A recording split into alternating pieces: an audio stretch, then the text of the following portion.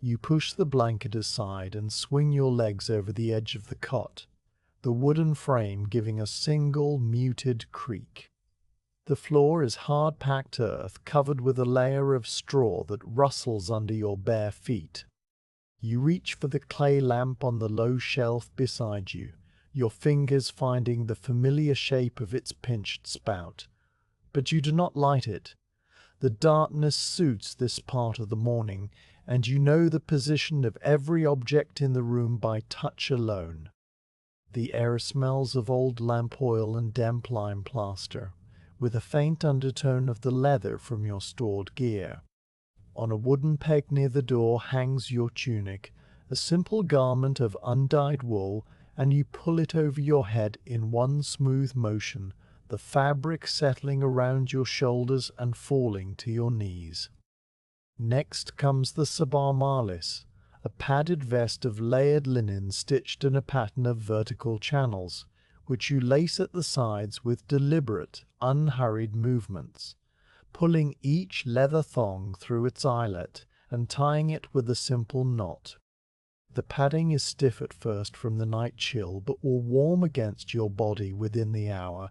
Your armor stands on a wooden rack shaped like a faceless man, its segments of iron and brass catching the faintest suggestion of light from the high vent.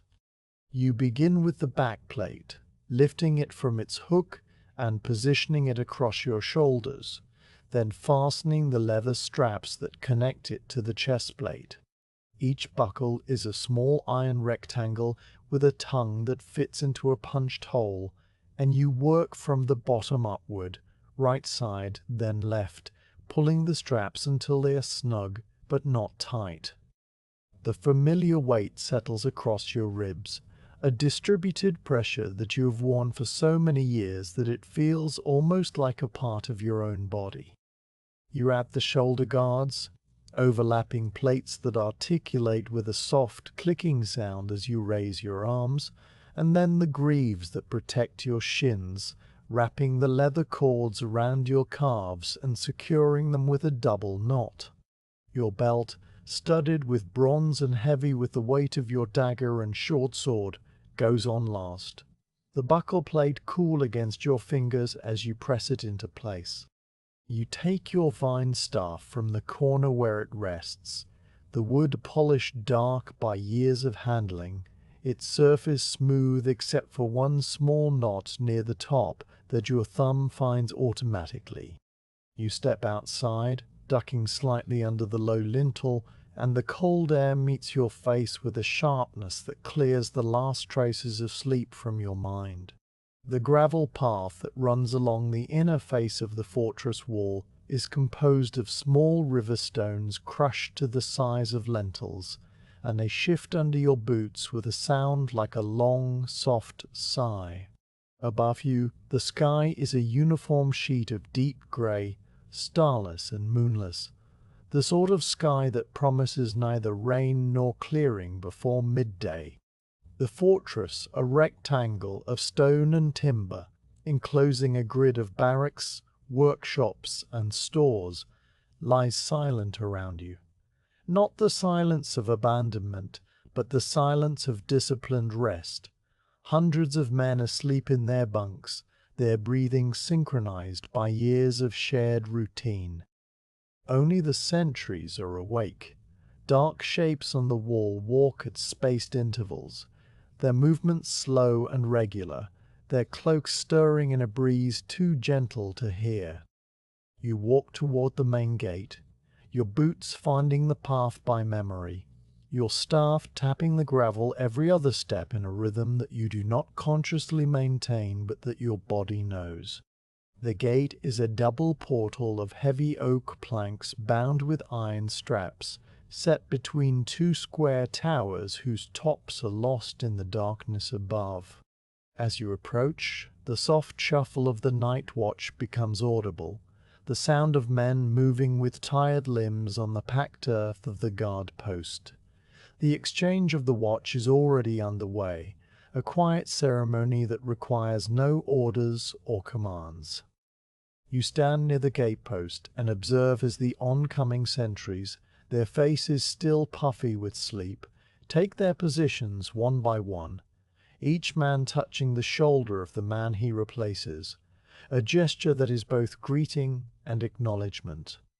The night watch, their duty done, file past you toward the barracks, their hobnailed boots scraping gently on the stones, and one of them, a veteran with a grey-streaked beard, gives you a slight nod that you return with an inclination of your head. The Optio, your second in command, approaches from the direction of the watch office, a small timber hut built against the inner face of the wall. He carries a wooden tablet, its surface coated with a thin layer of dark wax, and a stylus tucked behind his ear. His breath mists in the air as he speaks, his voice low and unhurried. You take the tablet and tilt it toward the faint glow of the brazier burning near the gate, a small iron basket of coals that casts a circle of orange light on the ground. The wax marks made by the night watch commander over the past hours record the passing of each hour, the names of the men on duty, the weather, and any observations. You read them with the practiced speed of long habit, your eyes moving down the columns of small, neat script.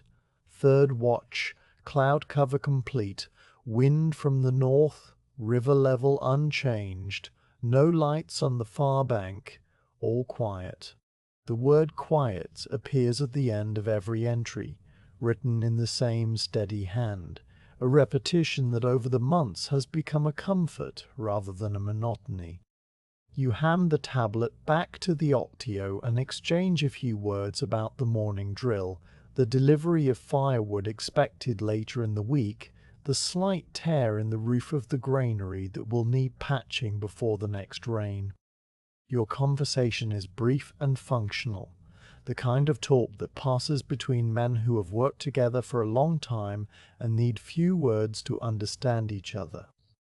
Leaving the gate, you climb the wooden ladder set into the stone wall of the nearest tower, your hands finding the rungs in the dark, the wood worn smooth and slightly concave from years of use. The climb is not hurried. You pause once to adjust your grip on your staff, which you carry tucked under your arm, and then continue upward, feeling the air grow colder with each step. At the top, you emerge onto the rampart, a walkway of heavy planks that runs the entire perimeter of the fortress, protected on the outer side by a wooden palisade of sharpened stakes, and on the inner side by a low rail. The sentries here are spaced at intervals of 20 paces, their outlines barely distinct against the sky, each man standing with his shield resting on the walkway and his pilum leaning in the crook of his arm. They do not turn as you pass, though you know they are aware of your presence by the subtle straightening of their postures, an unconscious response to the arrival of a senior officer. You stop at a spot midway along the eastern wall, where the rampart widens slightly to accommodate a small wooden platform used for signaling. From here you can see the landscape beyond the fort in all its quiet darkness, the cleared strip of ground sloping down to the river, the pale ribbon of the Rhine catching the faintest glimmer of unseen starlight, the dense black mass of the forest on the far bank, and the low hills beyond, indistinguishable from the sky save for a slight difference in the depth of the black.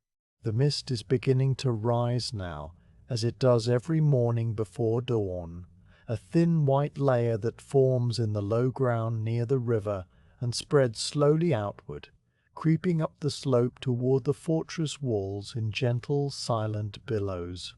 You watch it come, resting your forearms on the railing, feeling the cold seep through the wool of your cloak and the padded subarmalis beneath your armor. The wood of the railing is rough under your palms, its surface grooved by the repeated passage of hands over the years, and you notice without thinking the slight give in one section where the joint has loosened, a small repair that you will mention to the armorer later in the day. Time passes on the rampart in a way that is difficult to measure, marked not by any clock, but by the gradual changes in the quality of the darkness.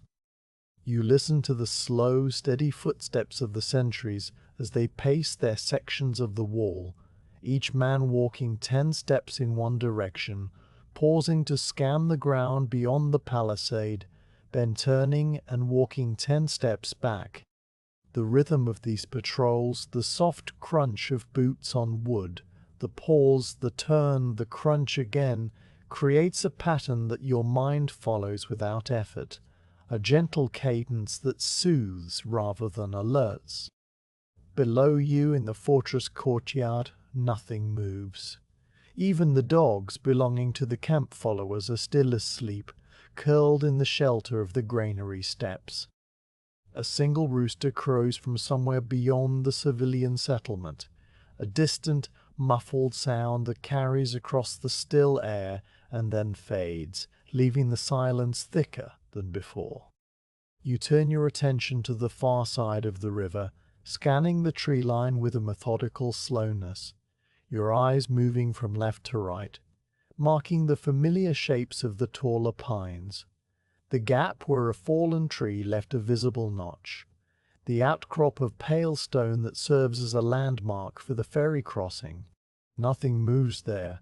No glint of metal, no flicker of firelight, no shape that was not there yesterday or the week before. The frontier is quiet, as it has been quiet for many months, the local tribes keeping to their winter settlements, the raids and skirmishes of the previous season, now a memory. You do not expect anything to disturb this quiet, and your vigilance is not the tense, coiled readiness of a battle line, but the calm, patient watchfulness of a man who knows that the most important duty on a frontier is simply to be present, to observe, to maintain the steady rhythm of garrison life day after day. After a time, the horizon begins to soften, the sharp line between earth and sky blurring into a band of paler grey. The mist thickens for a few minutes, then thins again as the first true light of dawn seeps into the eastern sky, a slow wash of colour so muted that it is more a change in tone than a true illumination. The river becomes visible in greater detail now, its surface a moving sheet of pewter, the eddies near the bank forming small spirals that drift downstream and dissolve. The trees on the far side emerge from the darkness as individual shapes, their bare branches distinct against the sky, and you can see the pale grass of the cleared slope in front of the fort, its blades bent and flattened by the weight of the dew. The cold intensifies briefly, as it always does, just before the sun rises, and you pull your cloak more tightly around your shoulders, tucking your chin down into the folds of the wool.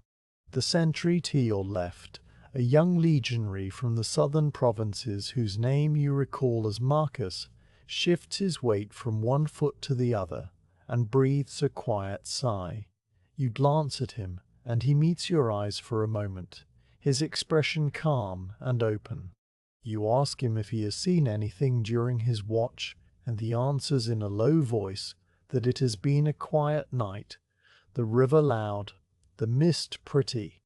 You nod, and the two of you stand together without speaking for a few more minutes, watching the light grow, listening to the waking sounds of the fortress below. The first murmur of voices from the barracks, the distant clatter of a pot from the direction of the kitchen, the soft barking of a dog finally roused from its sleep.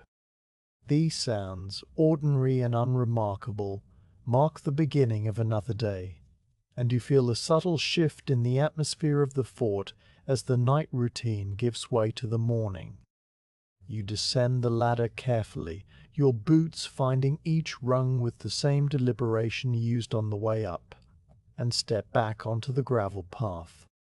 The courtyard is still grey and shadowed, but the darkness has retreated into the corners and doorways, and you can now see the faces of the men emerging from the barracks, their hair tousled, their tunics rumpled.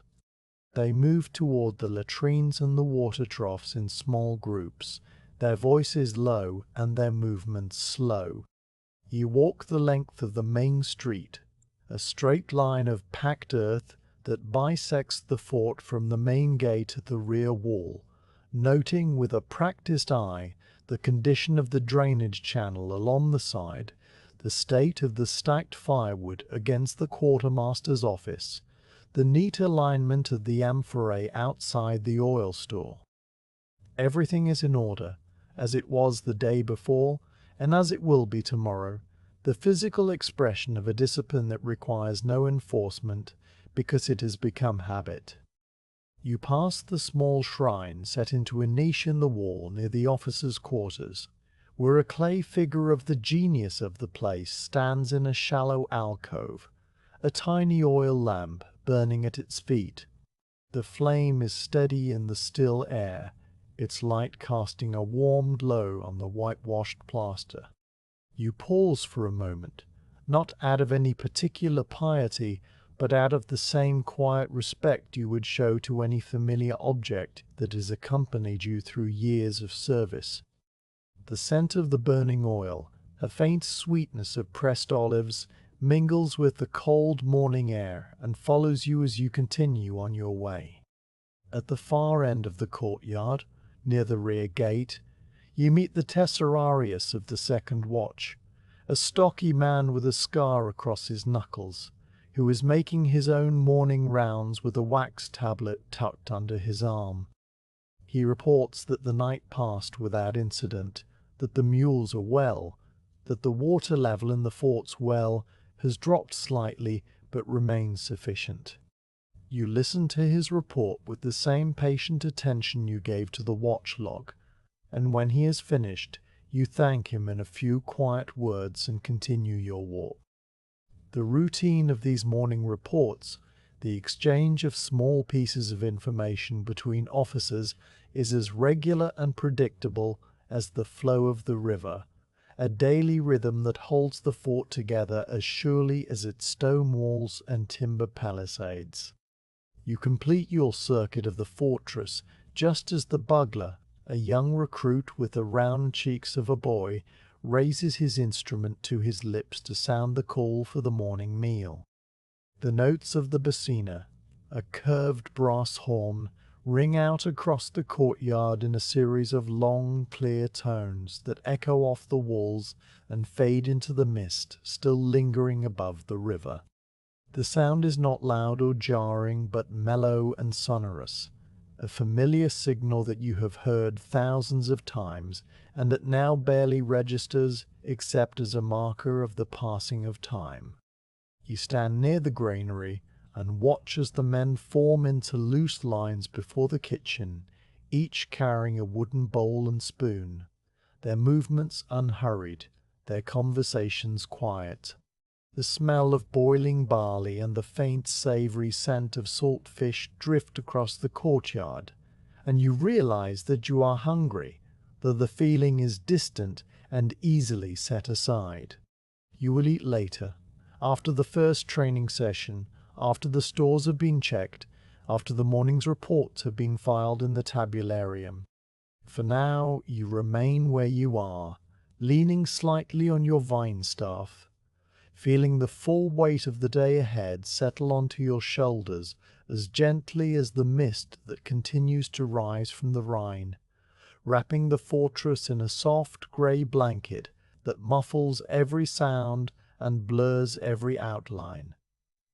The frontier is quiet, and your work, slow and unending, has begun once more. You cross the courtyard with the slow, even pace that has become second nature after so many years of walking these same stones, your boots finding the familiar ruts worn into the gravel by generations of hobnailed sandals. The sky overhead has lightened only slightly since you descended from the rampart, remaining a uniform grey that seems to press gently down on the fortress without threat or promise. The mist that rose from the Rhine before dawn has now settled into a thin, cool haze that softens every edge and mutes every sound, so that the distant murmur of voices from the kitchen and the clink of a bucket near the well reach you as if from a great distance, though they are only a few dozen paces away.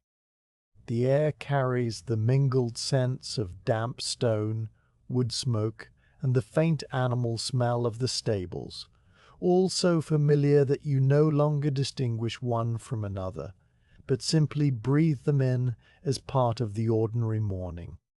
The granary stands at the northern end of the courtyard, a long, low building constructed from heavy timber beams infilled with rubble, and faced with a coat of pale plaster that is cracked in a fine web of lines across its surface. Its roof is of thick thatch, darkened by weather and weighted at the ridge with a row of flat stones to hold it against a wind that sometimes comes down the river valley in winter. The double doors, made of vertical planks bound with 2 cross braces of iron, are already open this morning, pushed back against the outer wall and secured with wooden chocks. From within, a pale, diffuse light spills out through the doorway and through the high ventilation slits cut into the upper walls. Narrow openings no wider than a man's hand that allow air to circulate through the stored grain and keep it from sprouting or rotting. As you approach, a legionary emerges carrying a small amphora on his shoulder, its pointed base resting in a sling of rope. He nods as he passes you, and you return the gesture without breaking stride. You step over the raised stone threshold, worn smooth and slightly dished in the center from the passage of countless feet over the years, and enter the cool, dry interior. The change in temperature is immediate. The granary holds the chill of the night more effectively than the open air, and the stone walls seem to breathe a faint exhalation of cold that settles against your face and hands. The light inside is subdued, falling in pale shafts from the high ventilation slits and from the doorway behind you, illuminating lazy spirals of dust that drift through the still air. The smell is the first thing you notice, as it always is, a heavy sweet scent of stored grain, spelt and barley and emmer, mingled with the drier, papery smell of old wood and the faint earthiness of the beaten clay floor. Beneath these lies a subtler note of the herbs and sharp vinegar used to deter weevils, a pungent undercurrent that pricks at the back of your throat for a moment and then fades as you grow accustomed to it. The quartermaster, a man named Lucius who has held his post for nearly a decade, stands near the far end of the building beside a tall rack of wooden writing tablets. He is a lean, stoop-shouldered man with ink stains permanently embedded in the creases of his fingers and a pair of bronze-bound spectacles pushed up onto his forehead where they catch the dusty light. He looks up as you enter and offers a quiet greeting, his voice a dry murmur that barely carries across the space. You return the greeting and walk toward him, your staff tapping a slow rhythm on the packed clay floor, the sound dull and muted in the heavy air. The daily ledger is ready for you, as it always is at this hour, a wax tablet bound with leather thongs that Lucius has already opened to the current page.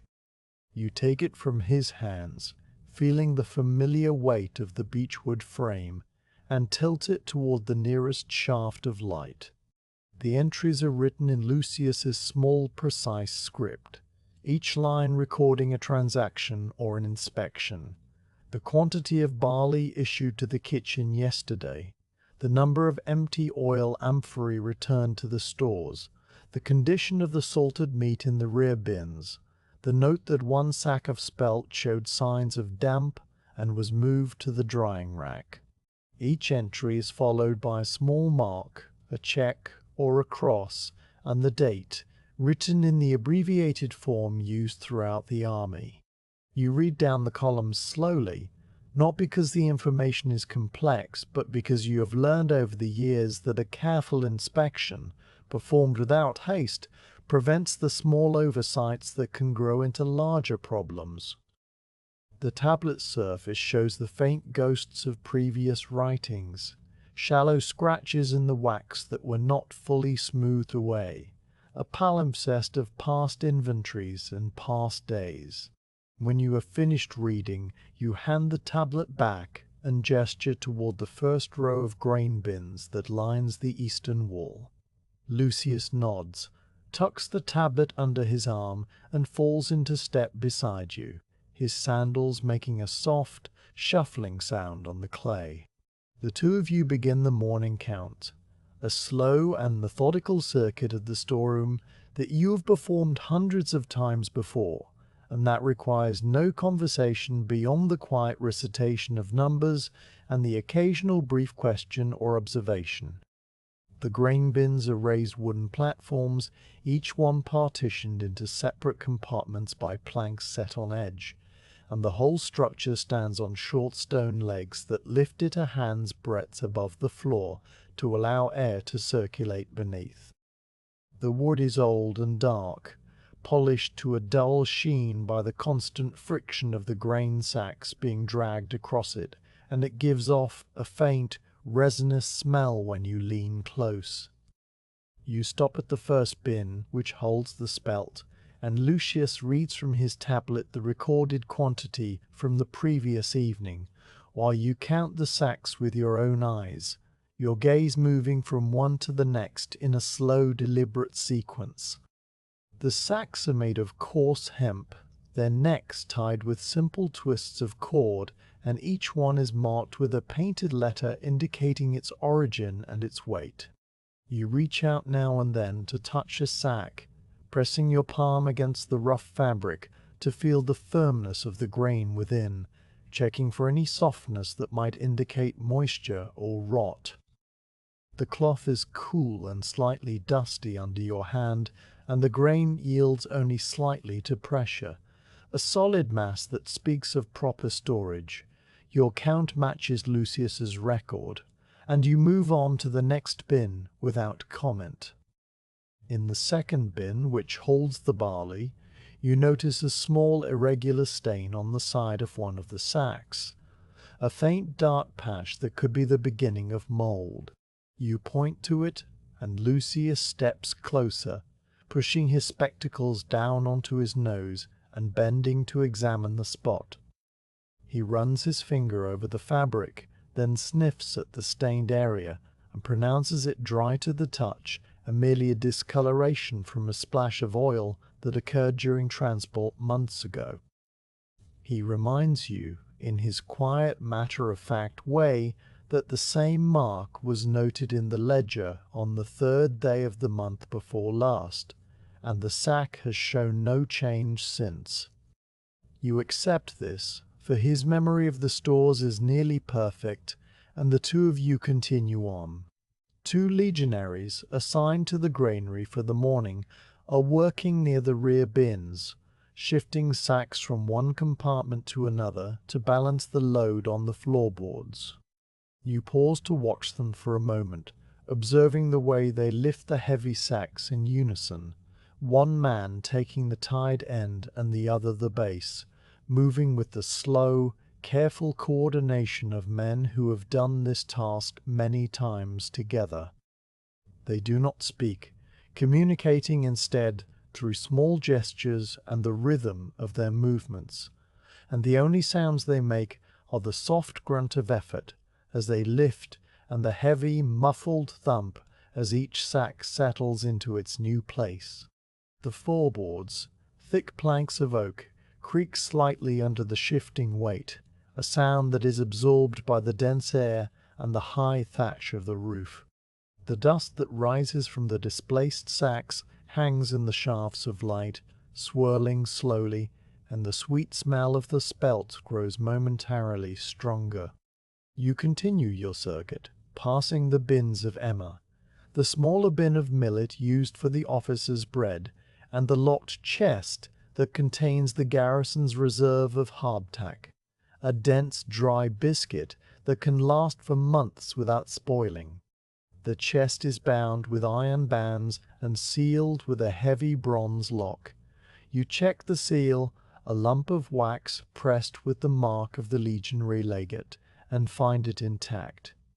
Beside the chest stand rows of clay amphorae, their pointed bases set into holes in a wooden rack, each one labeled with a painted inscription identifying its contents: olive oil from Baetica, garum from the southern coast, vinegar from the vineyards near Mogontiacum. You walk down the row, your hand occasionally reaching out to touch the cool, smooth surface of a jar, feeling the slight indentation of the potter's thumb near the handle, the rough texture of the fired clay. One amphora has a small crack near its base, a hairline fracture that has been sealed with a smear of pitch. You make a mental note to ask Lucius to have it used first, before the seal fails entirely. Near the end of the row, Lucius pauses to show you a delivery that arrived with the supply convoy 2 days ago, a shipment of lentils in small cloth sacks that have been stacked on a low shelf away from the grain bins. The lentils, he explains, are from a new supplier in southern Gaul, and he wanted you to see that the quality is acceptable before he records them into the permanent inventory. You open one of the sacks, loosening the drawstring, and pour a small handful of the lentils into your palm. They are small and flat, a pale greenish-brown color, cool and smooth against your skin, and you sift them with your thumb, checking for any stones or weevils or other debris. They are clean, uniform in size, and you nod, letting them fall back into the sack in a soft, rustling stream. Lucius makes a small mark on his tablet with his stylus, the wax giving way with a faint, squeaking sound. The light in the granary has shifted slightly as the morning progresses outside, the shafts from the high slits moving across the floor in slow, imperceptible increments, their edges blurring as the mist outside thickens and thins. The 2 legionaries have finished their work and stand near the doorway, their task complete, waiting for further instructions. Lucius dismisses them with a quiet word, and they depart, their boots crunching on the gravel outside and then fading. The granary settles into silence again, the only sound the faint, distant murmur of the fortress going about its mourning, a sound so soft and constant that it becomes a kind of silence itself. You walk to the far end of the building, where a small, high window looks out over the rear wall of the fort and the cleared strip of ground beyond. The window is unglazed, simply a rectangular opening in the stone, and the cold air that enters through it is fresher than the air inside, carrying the clean smell of the river. Through it you can see a narrow slice of the landscape, the pale grass of the slope, the grey ribbon of the Rhine, the dark line of the forest on the far bank. Nothing moves out there, and the mist lies in the low ground like a pool of milk, smooth and still. You stand there for a moment, letting your eyes rest on the familiar view, before turning back to the dim interior. Lucius has returned to his small desk, a plank of wood set across 2 barrels in a corner near the door, where he is now transferring the morning's notes into the permanent record, a codex of thin wooden leaves bound with leather hinges. His stylus moves across the wax in a steady, unhurried rhythm, the sound of the writing filling the silence with a soft, repetitive scratching. You join him there, pulling up a low stool, its seat worn smooth by years of use, and you sit, resting your staff across your knees. For a while you simply watch him work, your mind drifting in the quiet, the warmth of your body, slowly seeping into the cool wood of the stool. A soldier arrives from the kitchen, a young man with flour dusting the front of his tunic, carrying a requisition slip on a small shard of pottery. He holds it out to Lucius, who reads it, nods and gestures toward the bins of spelt. The young man goes to the bin, counts out 3 sacks, and loads them one by one onto a small handcart that he has left outside the door. The cart's wheels, solid discs of wood, squeal faintly as he pushes it away across the gravel, the sound gradually diminishing until it is swallowed by the general hum of the fortress. Another soldier comes, then another, each with a slip of pottery or a wooden tally stick, each collecting a measured portion of the garrison's stores, a jar of oil, a side of salted pork wrapped in linen, a small sack of dried beans. Each transaction is recorded by Lucius with the same meticulous care, his stylus scratching, the wax tablet filling with lines of small, neat letters. When the last of the morning requisitions has been filled, you rise from the stool, your knees stiff from the cold, and walk with Lucius through the granary one final time, making sure that every sack is in its place, every lid secured, every tally accounted for. The granary, as always, is perfectly ordered, its stores arranged in neat rows, its floor swept clean of loose grain, its air still and cool.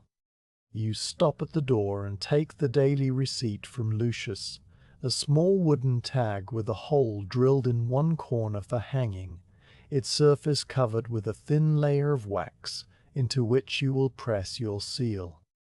Lucius holds a small oil lamp under the wax to soften it, the flame steady and bright in the dimness, and when the surface is ready, you press your signet ring into it firmly, leaving behind the impression of a stylized eagle surrounded by a wreath. The wax cools quickly, hardening to a smooth, dark surface, and Lucius hangs the tag on its peg beside the door, where it will remain until tomorrow, when a new receipt will take its place. You exchange a few final words with Lucius about the upcoming delivery of olive oil that is expected with the next convoy from the south, the need to clear space in the amphora rack, the slight leak in the roof above the millet bin that was patched last month but might need another look before the autumn rains.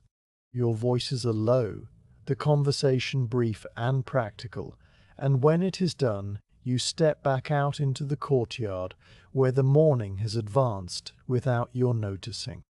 The mist has thinned to a pale haze, and the sky is a lighter grey now, the sun a diffuse brightness behind the clouds that casts no shadows. The sounds of the fort are louder here, the distant clang of the smithy, the bark of a dog, the rhythmic thud of the training ground where the men are already at drill. You pause on the gravel path, adjusting your grip on your staff, and then turn toward the next duty, the sound of the granary door closing softly behind you. The training ground lies a short walk beyond the main gate, a flat expanse of packed earth, scraped level by generations of hobnailed boots and bordered on 3 sides by a low fence of split rails that have weathered to a soft silver grey. You follow the gravel path out through the gate, past the sentries who stand with their shields resting against the stonework, and the sound of your footsteps changes as you leave the crushed stone and step onto the bare ground, the impact becoming a deeper, softer thud. The sky is still a uniform pale grey, the sun hidden behind a layer of cloud that diffuses the morning light into a directionless glow, and the mist that clung to the riverbank earlier has now burned away entirely, leaving the air cool and clear. The training field stretches before you, its surface dotted with the familiar landmarks of daily drill, the row of wooden posts sunk deep into the earth at the far end, their tops worn into smooth domes by the repeated striking of swords, the straw targets set on tripods of lash branches, the small throwing circle marked by a ring of whitewashed stones, and the shallow trench along one side that serves a drainage channel and a boundary, its bottom carpeted with dry leaves that rustle when the wind moves. The men of your century are already assembled, drawn up in their regular formation with a quiet efficiency that requires no command. They stand in 4 ranks, each man an arm's length from his neighbor, their shields resting against their left legs and their helmets tucked under their arms. Their breath fogs in the cool air a collective mist that rises and dissipates, and the only sounds among them are the occasional shuffle of a boot, the soft clink of a buckle being adjusted, and the low murmur of a few quiet words exchanged between men who have stood in this same formation, on this same ground through countless mornings. You walk to the front of the formation, your staff tapping the earth with a steady, unhurried rhythm, and take your position facing them. You do not raise your voice. You have learned over the years that a calm, carrying tone is more effective than any shout, and the men are attentive without being prompted. You greet them with a single word, and they respond in unison. Their voice is a low, rolling sound that lifts briefly into the air and then settles back into silence. The morning drill begins with sword work, the foundation of all other training, and you gesture toward the row of posts at the far end of the field. The men break formation with a quiet rustle and move toward the posts in an orderly stream, each one selecting a station and taking up his position with his shield raised and his wooden practice sword held at the ready. The posts are thick oak timbers, each one as tall as a man and as wide as a torso, their surfaces scarred and splintered by thousands of blows. They have been set into the ground in a long, straight line, and the earth around their bases is packed hard by the constant trampling of feet. You walk to the end of the row, where you can observe the entire line and rest the butt of your staff on the ground, settling your weight onto it.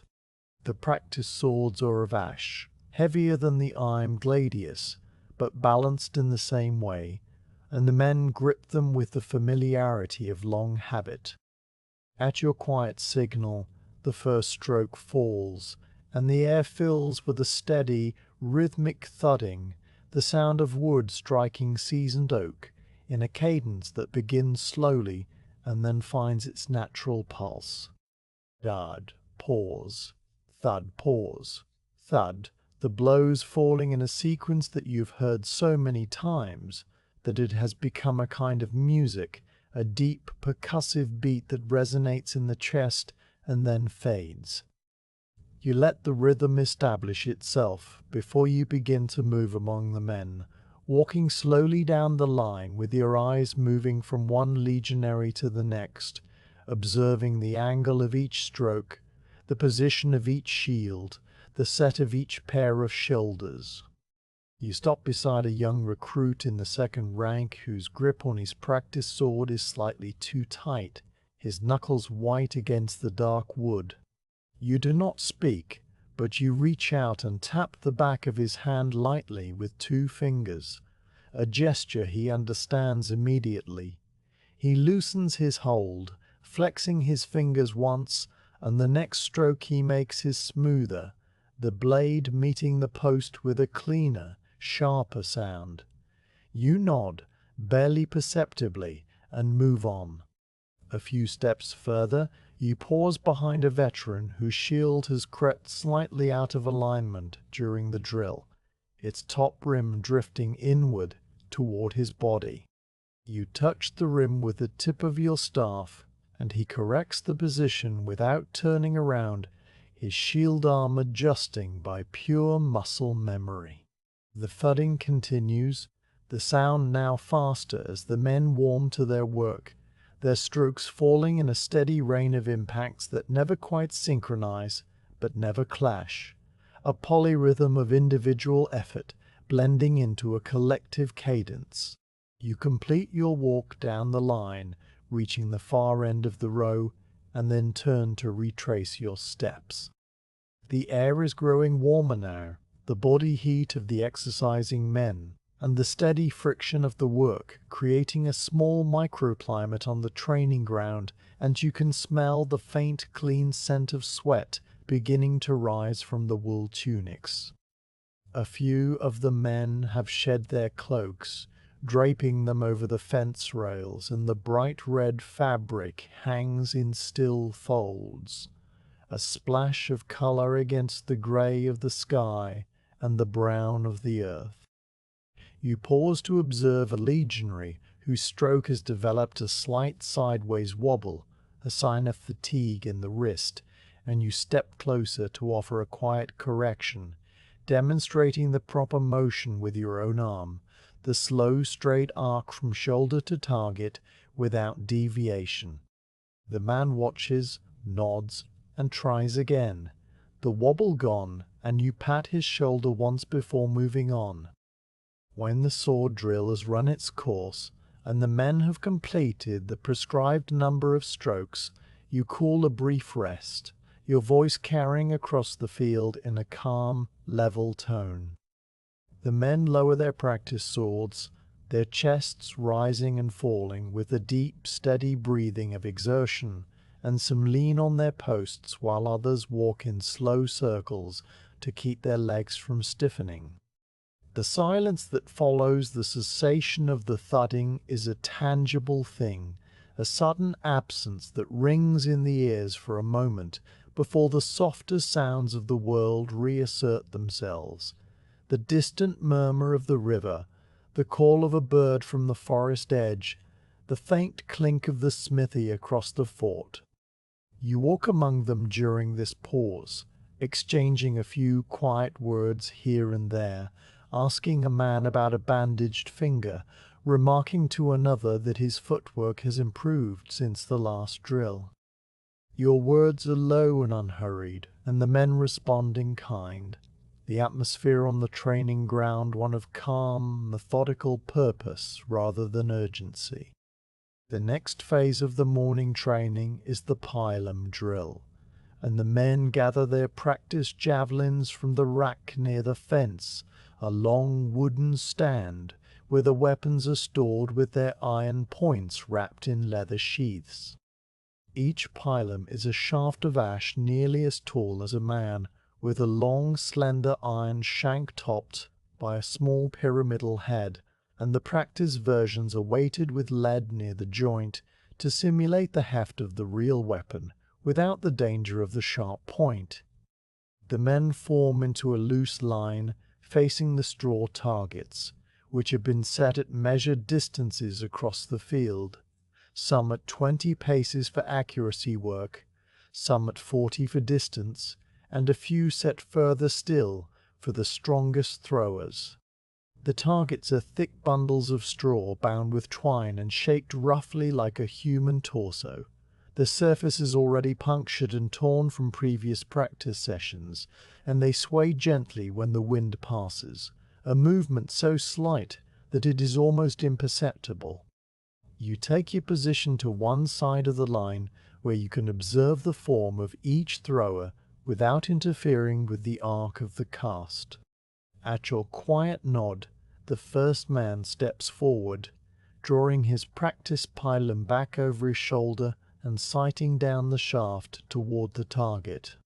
He takes 2 slow, deliberate steps, his body coiling and then releasing in a single fluid motion, and the pylon sails through the air in a shallow arc, its shaft flexing slightly as it flies.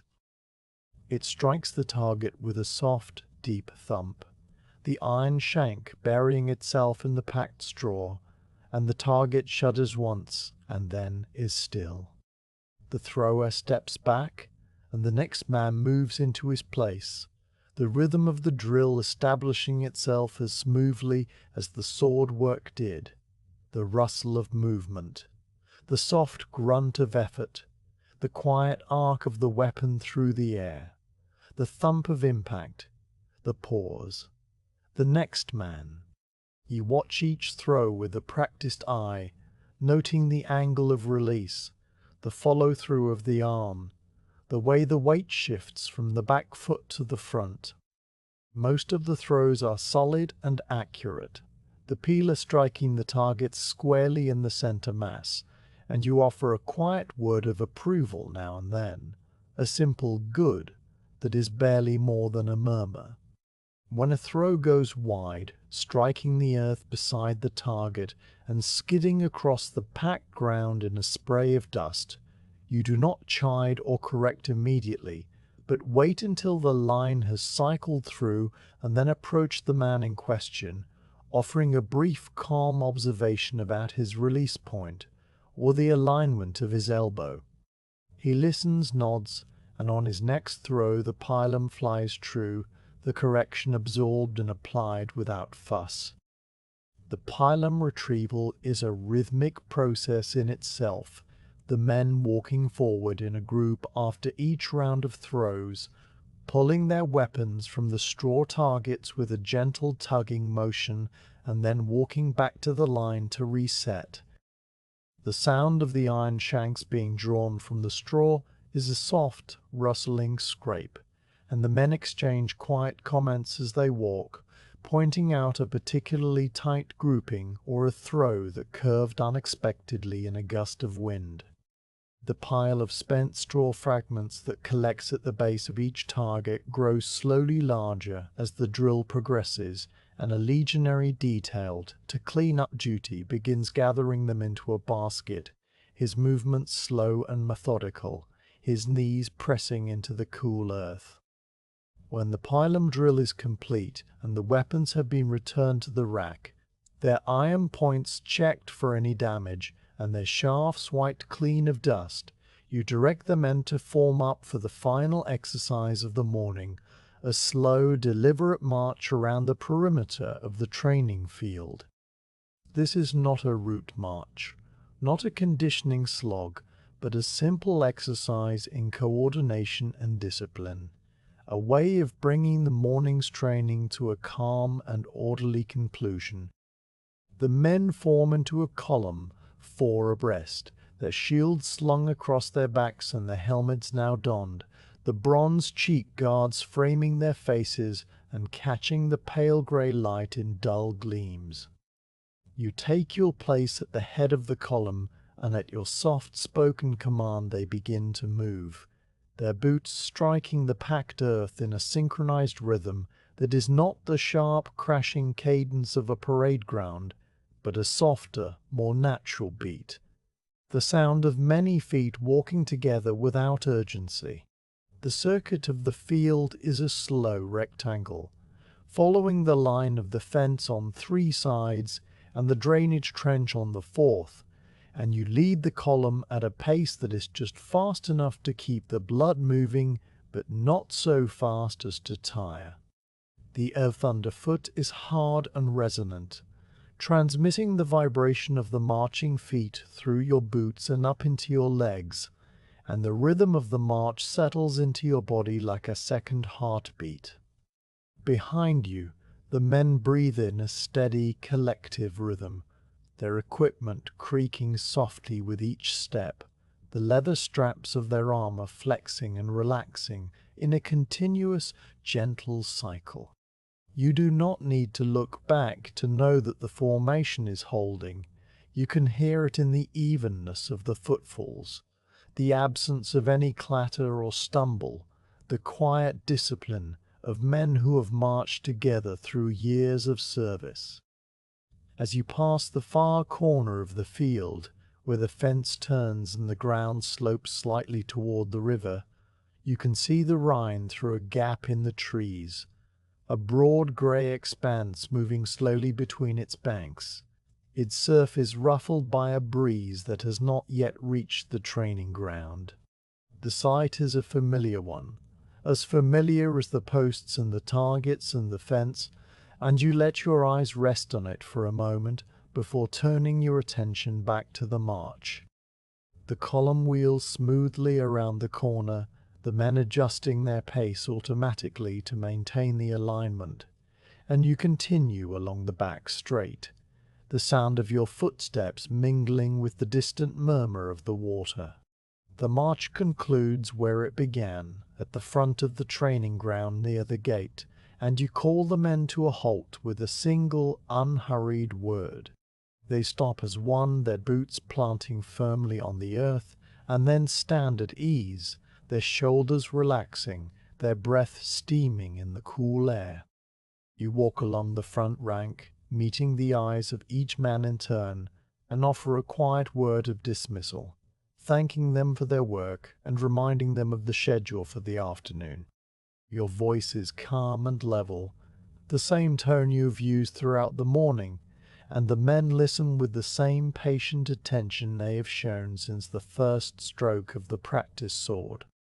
The formation breaks apart slowly, the men drifting toward the gate in small groups, their conversations low and easy. Some pause to adjust their equipment, tightening a loose strap or wiping a smear of dust from their helmets, while others walk directly toward the kitchen, their wooden bowls already in hand.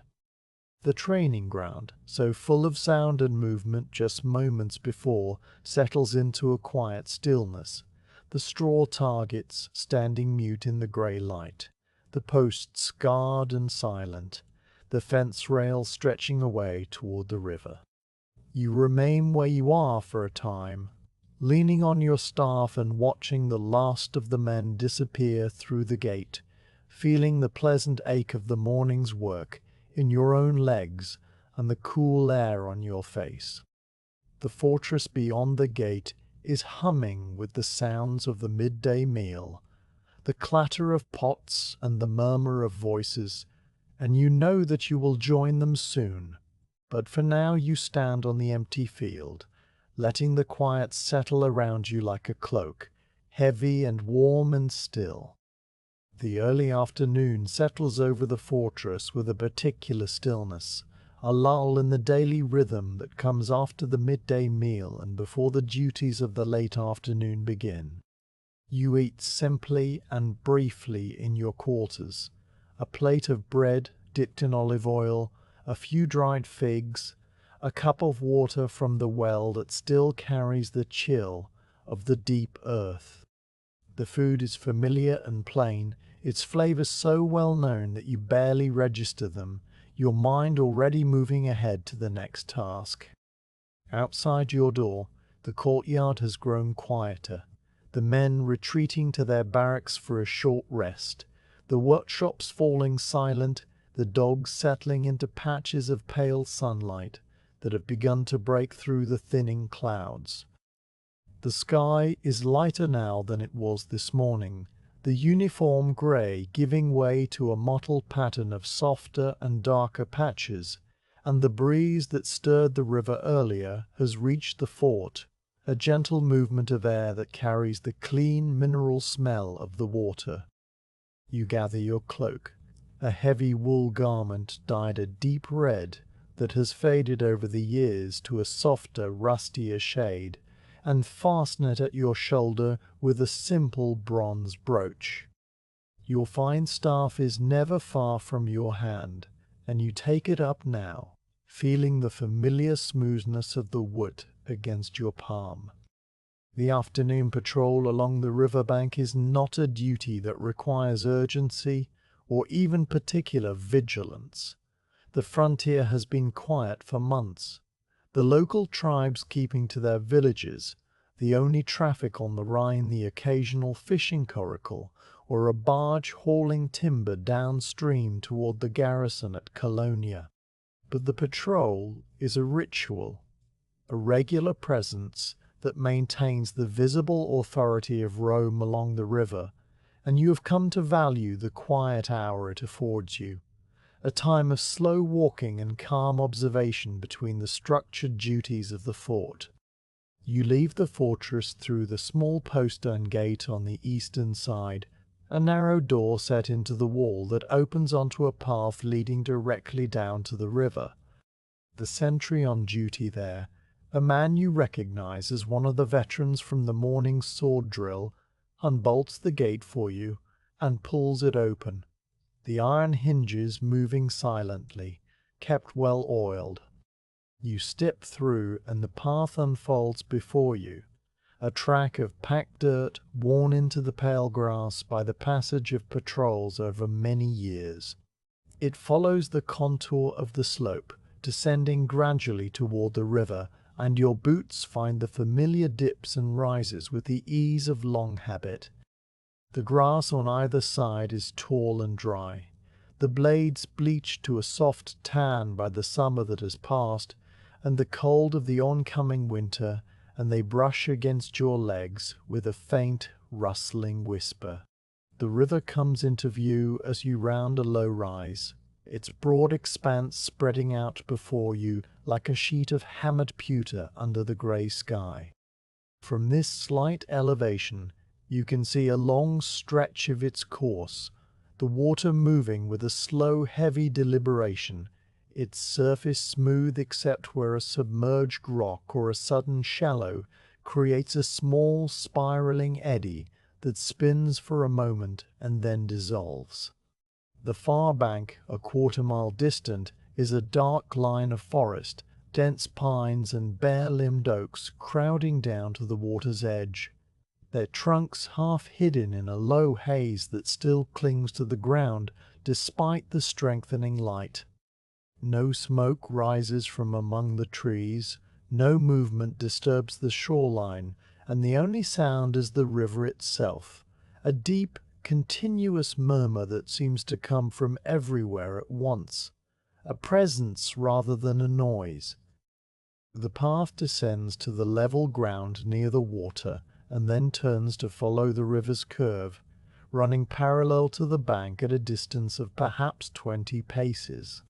Here the vegetation changes, the tall grass giving way to a tangle of low willows and alders, whose roots reach down into the damp soil near the water.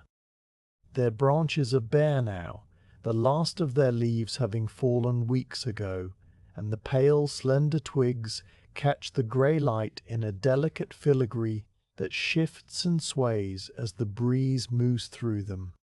The ground underfoot grows softer here, the packed dirt of the path giving way to a darker, more yielding soil, and your boots leave shallow impressions that slowly fill with water seeping up from below.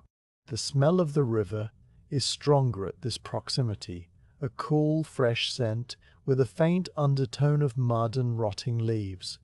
Not unpleasant, but simply the honest smell of moving water in late autumn. You walk at a steady pace, your staff tapping the ground in a rhythm that matches your stride, the sound now a soft thud rather than the sharper click it makes on gravel. The river flows to your left, broad and unhurried, and you find your gaze drawn to it again and again as you walk, the endless movement of the water a soothing constant. Small things catch your attention and then release it, a branch drifting downstream, turning slowly in the current. A bird, some kind of waterfowl, skimming low over the surface before settling with a splash too distant to hear. The way the light shifts on the water as a cloud passes, the grey deepening for a moment and then lightening again. Your thoughts move in a similar way, drifting and returning, never settling on any one thing for long, and the rhythm of your walking becomes a kind of meditation, a quiet emptying of the mind that you have come to value as much as sleep. After perhaps half a mile, you reach the first of the 2 watch posts that mark the ends of the patrol route, a small wooden structure built on a slight rise near the riverbank. It is a simple affair, a platform of planks raised on 4 heavy posts, with a low railing around the edge and a roof of thatch that offers some shelter from rain and sun. A ladder leans against one side, its rungs lashed to the uprights with strips of rawhide. 2 sentries are on duty here, as they always are during daylight hours, and you see them long before you reach the post. One man standing on the platform, his shield propped against the railing and his gaze directed out across the river, while the other sits on a low stool at the base of the ladder, his helmet off and a piece of leatherwork in his hands. As you approach, the seated sentry looks up and recognizes you, setting aside his work and rising to his feet without haste. He is a middle-aged legionary with a weathered face and a missing tooth that shows when he offers you a quiet greeting. The man on the platform glances down and nods, then returns his attention to the river. You stop near the base of the ladder and exchange a few words with the seated sentry, asking after the condition of the watch and whether anything has been observed during the past hours. His answer, delivered in a low, unhurried voice, is the same one you have heard hundreds of times. The river is quiet. Nothing moves on the far bank. The water level has dropped slightly since yesterday, leaving a band of smooth, dark mud along the shore.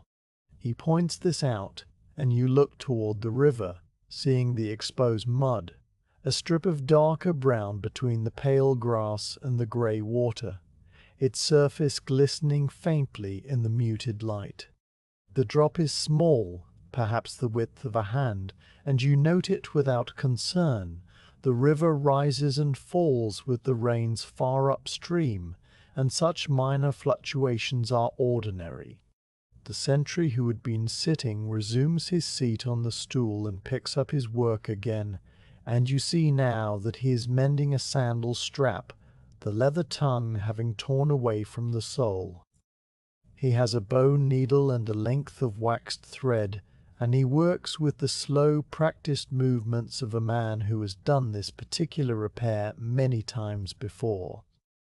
You watch him for a moment, observing the way he pushes the needle through the tough leather, the way he pulls the thread taut, the way he pauses to examine his progress, and then continues. The small repetitive motions are calming to observe, and the soft sound of the thread passing through the leather blends with the murmur of the river and the rustle of the breeze in the willows. You climb the ladder to the platform, your hands gripping the smooth wooden rungs, and join the standing sentry at the railing. The view from the elevated platform is wider, encompassing a long stretch of the river in both directions and a broader expanse of the far bank. The sentry, a younger man with a dusting of freckles across his nose, shifts slightly to give you room and then resumes his silent watch. You stand beside him for a time, your arms resting on the railing, the wood cool and solid under your forearms, and you scan the landscape with the same patient attention you gave the watch log at dawn. The forest on the far side is dense and dark, its interior lost in shadow despite the brightening sky, and the only break in its continuity is the small pale scar of a stream bed, dry now in the late autumn, that cuts down through the trees to join the river. Nothing moves there, no glint of metal, no column of smoke, no figure emerging from the trees to draw water or cast a net. The silence is complete, but for the river, and the stillness of the scene is so profound that it seems almost a picture, a painted panel fixed in time. The sentry says something about the cold, his voice quiet and directed at no one in particular, and you reply with an equally quiet observation about the mist that still lingers in the low hollows on the far shore, a series of pale patches that look like pools of milk caught among the tree trunks. The exchange is brief and without substance, the kind of small talk that passes between men who share a duty but not a deep familiarity, and when it fades, you are both content to return to silence. The river continues its slow, endless flow, the water passing beneath the platform with a soft, liquid susurration, and the minutes slide past without your noticing or counting them. When you have satisfied yourself that all is as it should be, you descend the ladder and bid the sentries farewell with a simple nod. The man with the sandal looks up and returns the nod, his needle pausing for a moment, and then you are on your way again, your boots carrying you along the continuation of the path that leads further down river toward the ferry crossing. The terrain here flattens out, the river widening slightly and the current slowing to a lazy, almost imperceptible drift. The willows thin out, replaced by a stretch of open ground where the grass has been cropped short by the sheep that the camp followers sometimes pasture here, and the path becomes firmer underfoot, the soil mixed with gravel washed down from the hills over centuries. The ferry crossing appears ahead of you, a simple arrangement of a flat-bottomed raft tied to a heavy wooden post driven deep into the riverbank. The raft is constructed of thick planks lashed together with iron bands, its surface worn smooth by the passage of feet and the friction of cargo, and it rocks gently on the water, pulling against its mooring rope with a soft, rhythmic creaking. The rope, a thick cable of hemp as wide as your wrist, is looped around the post and secured with a knot that you have checked 100 times before, a complex twist of loops and tucks that holds fast against any current. A second rope, lighter and longer, is coiled neatly on the raft itself, ready to be used as a guideline for poling the raft across. On the far bank, you can see the matching post and the small open area where the path resumes on the other side, though no one is waiting there today. You walk to the edge of the bank and crouch beside the mooring post, running your hand along the taut rope, feeling the rough, fibrous texture of the hemp and the slight dampness where the spray from the river has wetted it. The knot is dry and firm, the individual strands of the rope still springy and resilient under your fingers, and you find no fraying or wear that would require attention. The raft itself is in good order, its planks solid and its iron bindings free of rust, and the coil of the guideline is neat and ready. You remain crouching for a moment, your hands resting on your knees, and watch the water lap against the side of the raft. A series of tiny, gentle splashes that create small rings of ripples, spreading outward and vanishing. The smell of the river is stronger here, the mineral freshness undercut by the faint, sour smell of wet wood from the raft, and a small fish jumps somewhere out in the current. A brief flash of silver that is gone before your eyes can find it. You rise, your knees protesting slightly with a stiffness that reminds you of your years, and you turn back along the path in the direction you came. The return walk is a mirror of the outward journey, the same packed dirt underfoot, the same willows and alders, the same broad river on your right now instead of your left. Your shadow stretches before you, a long dark shape cast by the sun that has finally begun to break through the clouds in earnest, the light shifting from pale grey to a warmer, yellower tone that changes the whole character of the landscape. The river, which was pewter an hour ago, is now a deep brownish green, its surface catching the light in 1,000 small glints, and the grass on the slope above you has taken on a golden hue that it did not possess under the morning's overcast. The warmth of the sun on your back is faint but welcome, seeping through the wool of your cloak and settling into the muscles of your shoulders. You pass the watch post again, where the 2 sentries are now both on the platform, sharing a piece of bread and a quiet conversation that you do not interrupt, and you continue up the gradual slope toward the fortress. The walls come into view as you crest the low rise, the pale stone and dark timber of the fortification standing solid against the sky, and you can see the sentries on the rampart moving slowly along their sections, their helmets catching the afternoon light. The path carries you up to the small postern gate where the same veteran is on duty, and he opens the door for you without needing to be asked, his face creasing into a brief, respectful smile. You step back inside the fortress, the sound of the river fading behind you, replaced by the quiet murmur of the garrison beginning to stir from its midday rest, and you make your way toward the armorer's workshop, your patrol complete, the river flowing on without you. The armorer's workshop stands in the southern corner of the fortress, a low timber-framed building set slightly apart from the barracks and the granary, as if the nature of its work requires a small distance from the daily flow of the garrison. The structure is older than most of the fort's buildings, its beams darkened by years of smoke and oil vapor, its thatch roof patched in several places with newer straw that shows as paler rectangles against the weathered grey.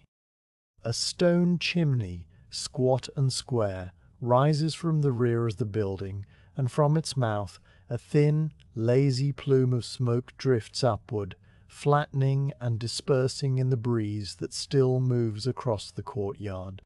The smell reaches you before you are halfway across the open ground.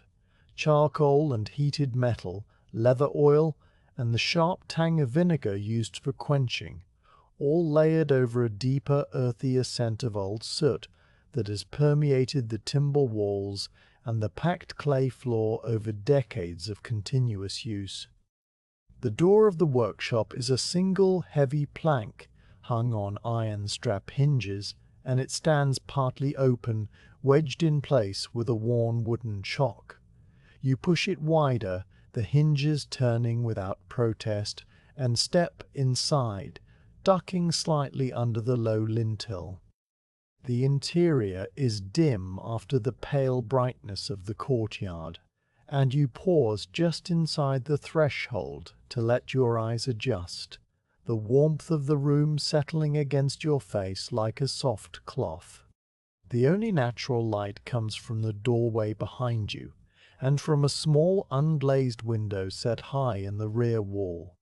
But the workshop has its own illumination.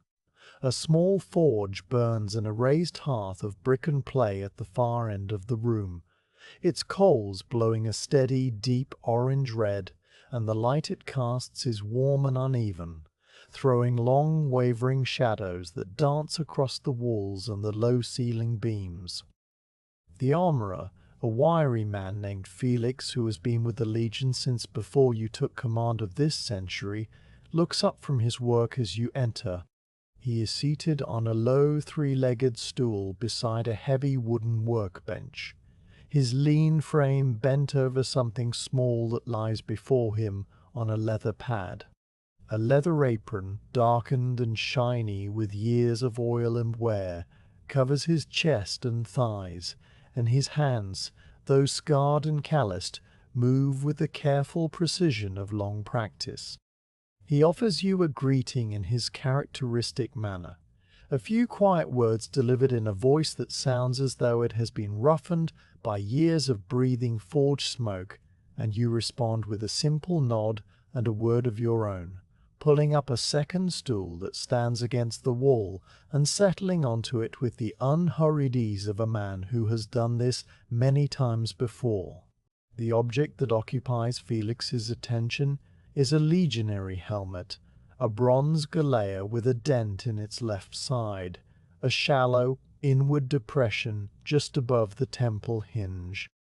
You can see at a glance that it is not a battle wound, but the result of a careless drop, perhaps a man fumbling his gear on a cold morning, and Felix is in the process of working the dent out from the inside.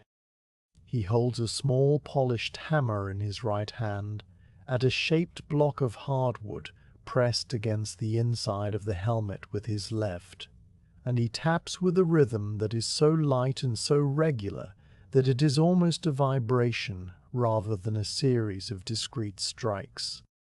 The sound is a soft, musical tink, tink, tink, each tap landing with precise control, the metal moving by fractions too small for the eye to detect, but accumulating into a gradual correction.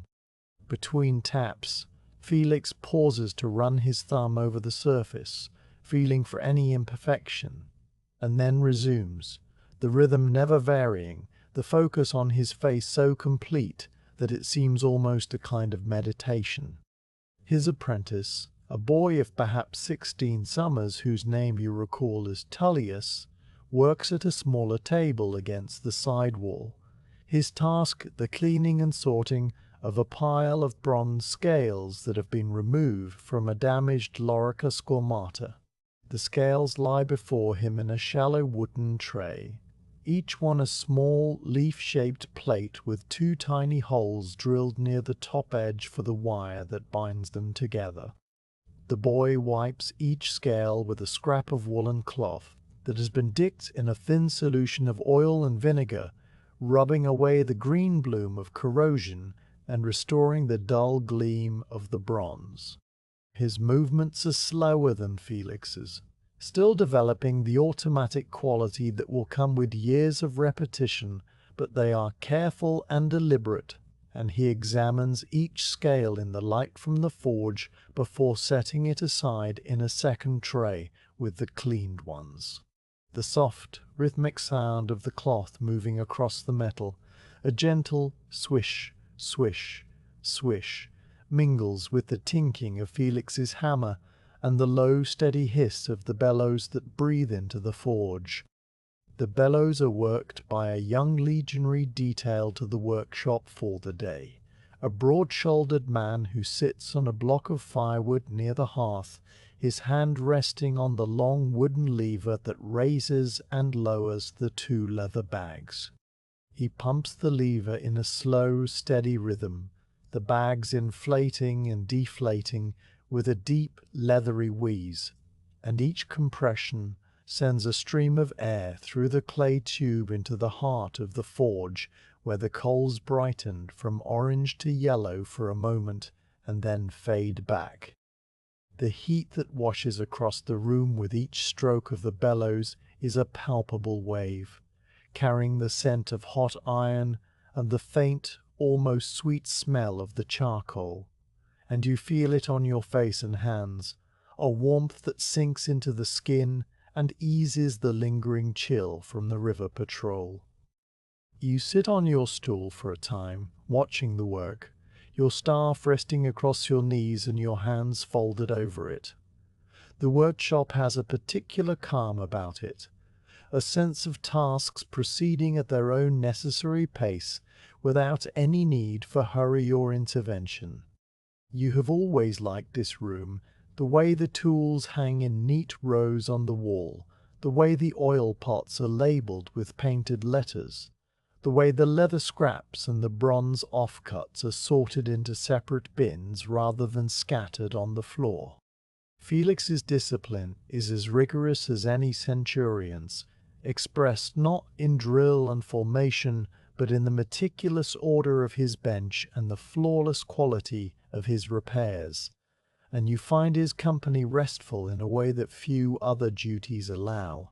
After the dent has been worked out to Felix's satisfaction, he sets down the hammer and the wooden block and lifts the helmet, turning it slowly in his hands and examining its surface from every angle. The depression is gone, the bronze smooth and unblemished, and you would not be able to tell without having seen the dent yourself that there had ever been an imperfection. Felix polishes the area with a soft cloth and a dab of powdered pumice, the motion slow and circular, and then he places the helmet on a wooden stand shaped like a head, where it will wait for its owner to reclaim it. He rises from his stool, stretching his back with a slight grimace, and gestures toward a rack on the wall where a set of recently repaired gladius blades lie on a wooden shelf. You rise as well, and follow him to the rack, your boots making a soft sound on the packed clay floor, which has been swept clean of metal shavings and scattered with fresh straw to absorb any oil drips. The blades, 5 of them, are arranged in a neat row, the iron surfaces cleaned and oiled, their edges sharpened and then lightly blunted at the very tip for the safety of the training ground. You pick up the first blade, feeling the familiar weight of the weapon in your hand, and examine it in the light from the forge, turning it to catch the gleam along its length. Your thumb runs along the edge with the lightest of touches, feeling for any notch or irregularity, but the edge is true, the bevel even, the surface free of rust or pitting. You test each blade in turn, finding the same quality in all of them, and you return them to their shelf with a quiet word of approval. Felix shows you a set of greaves that he has been repairing for one of the cavalry officers, pointing out a crack that had formed near the ankle and the thin band of iron he has riveted across it as a reinforcement. He explains the process in his low, technical murmur, describing the way he heated the bronze just enough to relax the stress, the way he shaped the iron band on the anvil, the way the rivets were set cold and then peened over with a bull-peen hammer. His words are calm and precise, each step laid out in the order it was performed, and you listen with the patient attention of a man who knows that such knowledge is valuable, even if you will never perform the task yourself. The greaves are heavy and well made, their surfaces chased with a simple pattern of lines, and you hand them back with a nod. A soldier arrives at the door while you are speaking with Felix, a young legionary with a sheepish expression who holds a broken belt buckle in his outstretched palm. The buckle is a simple bronze rectangle with a hinged tongue, and the hinge pin has snapped, leaving the two halves connected only by the leather of the belt, which the soldier has removed and carried here over his arm. Felix takes the buckle and examines it, turning it over in his fingers, and then he nods and carries it to the forge. You step back to watch, leaning your shoulder against a timber post and folding your arms across your chest, the warmth of the room wrapping around you like a heavy blanket.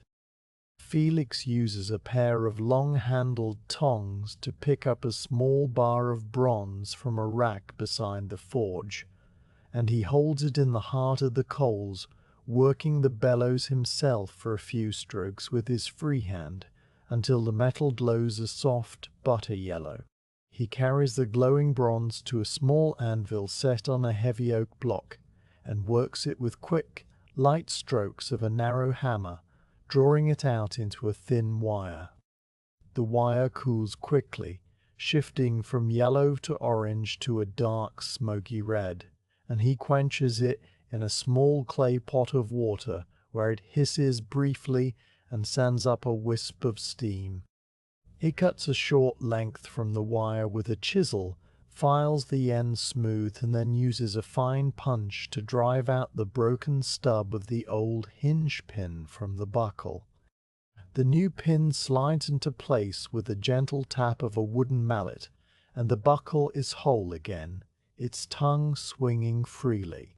Felix hands it back to the soldier, who thanks him and departs, threading the leather belt back through the buckle as he walks out into the courtyard.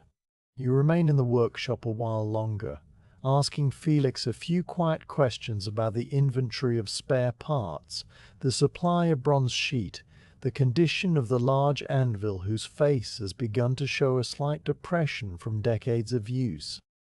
His answers are thorough and unhurried, and he walks you through the small storeroom at the back of the workshop, a narrow space lined with wooden shelves that hold bars of iron and bronze, coils of wire, boxes of rivets, pots of oil and pitch, and bundles of leather straps cut to various widths.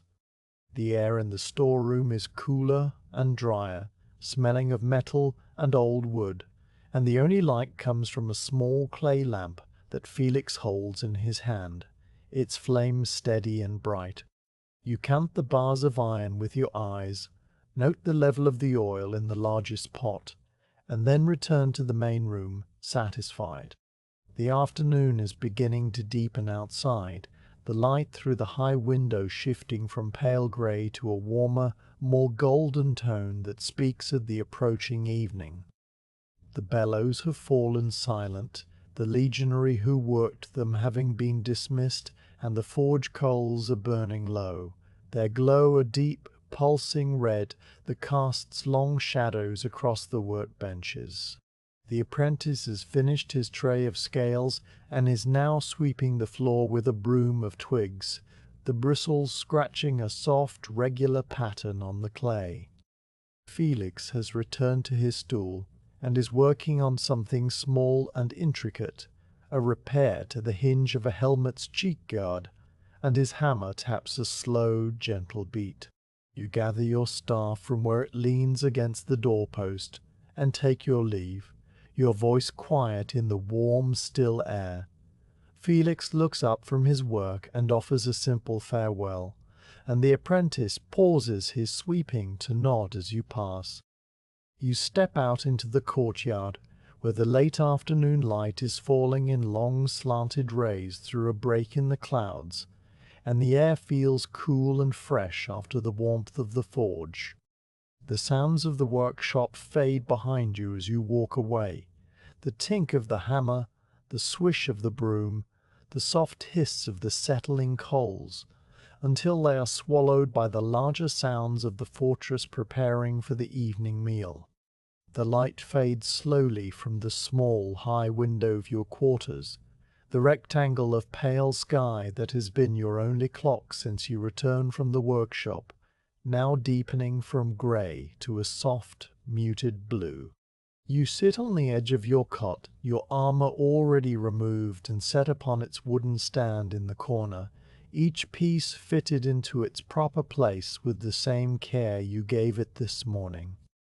The subarmalis hangs on a peg, its padded linen still warm from your body, and the wool tunic you now wear is loose and comfortable, the fabric soft against your skin.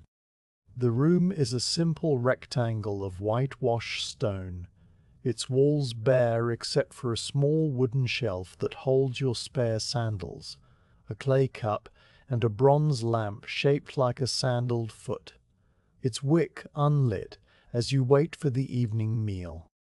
The floor is covered with fresh straw, spread by the servant earlier in the day, and its clean, dry scent mingles with the fainter smells of old lamp oil and the lime of the plaster. The only sounds are the muffled movements of the fortress settling into its evening routine, the distant murmur of voices, the occasional clatter of a pot from the direction of the kitchen, and the soft, rhythmic footsteps of the sentries on the wall walk above, a sound so constant that it has become almost a silence itself. Your servant, a quiet man named Sylvanus, who has attended you since your second year on the frontier, enters without knocking, pushing the door open with his shoulder and carrying a wooden tray in both hands. He is a wiry, grey-haired man of few words, his movements economical and unhurried, and he sets the tray down on the low table beside your cot with a gentle, practised motion that makes no sound. The tray holds a bowl of barley porridge, a piece of hard cheese on a small wooden board, a cup of watered wine, and a folded linen napkin.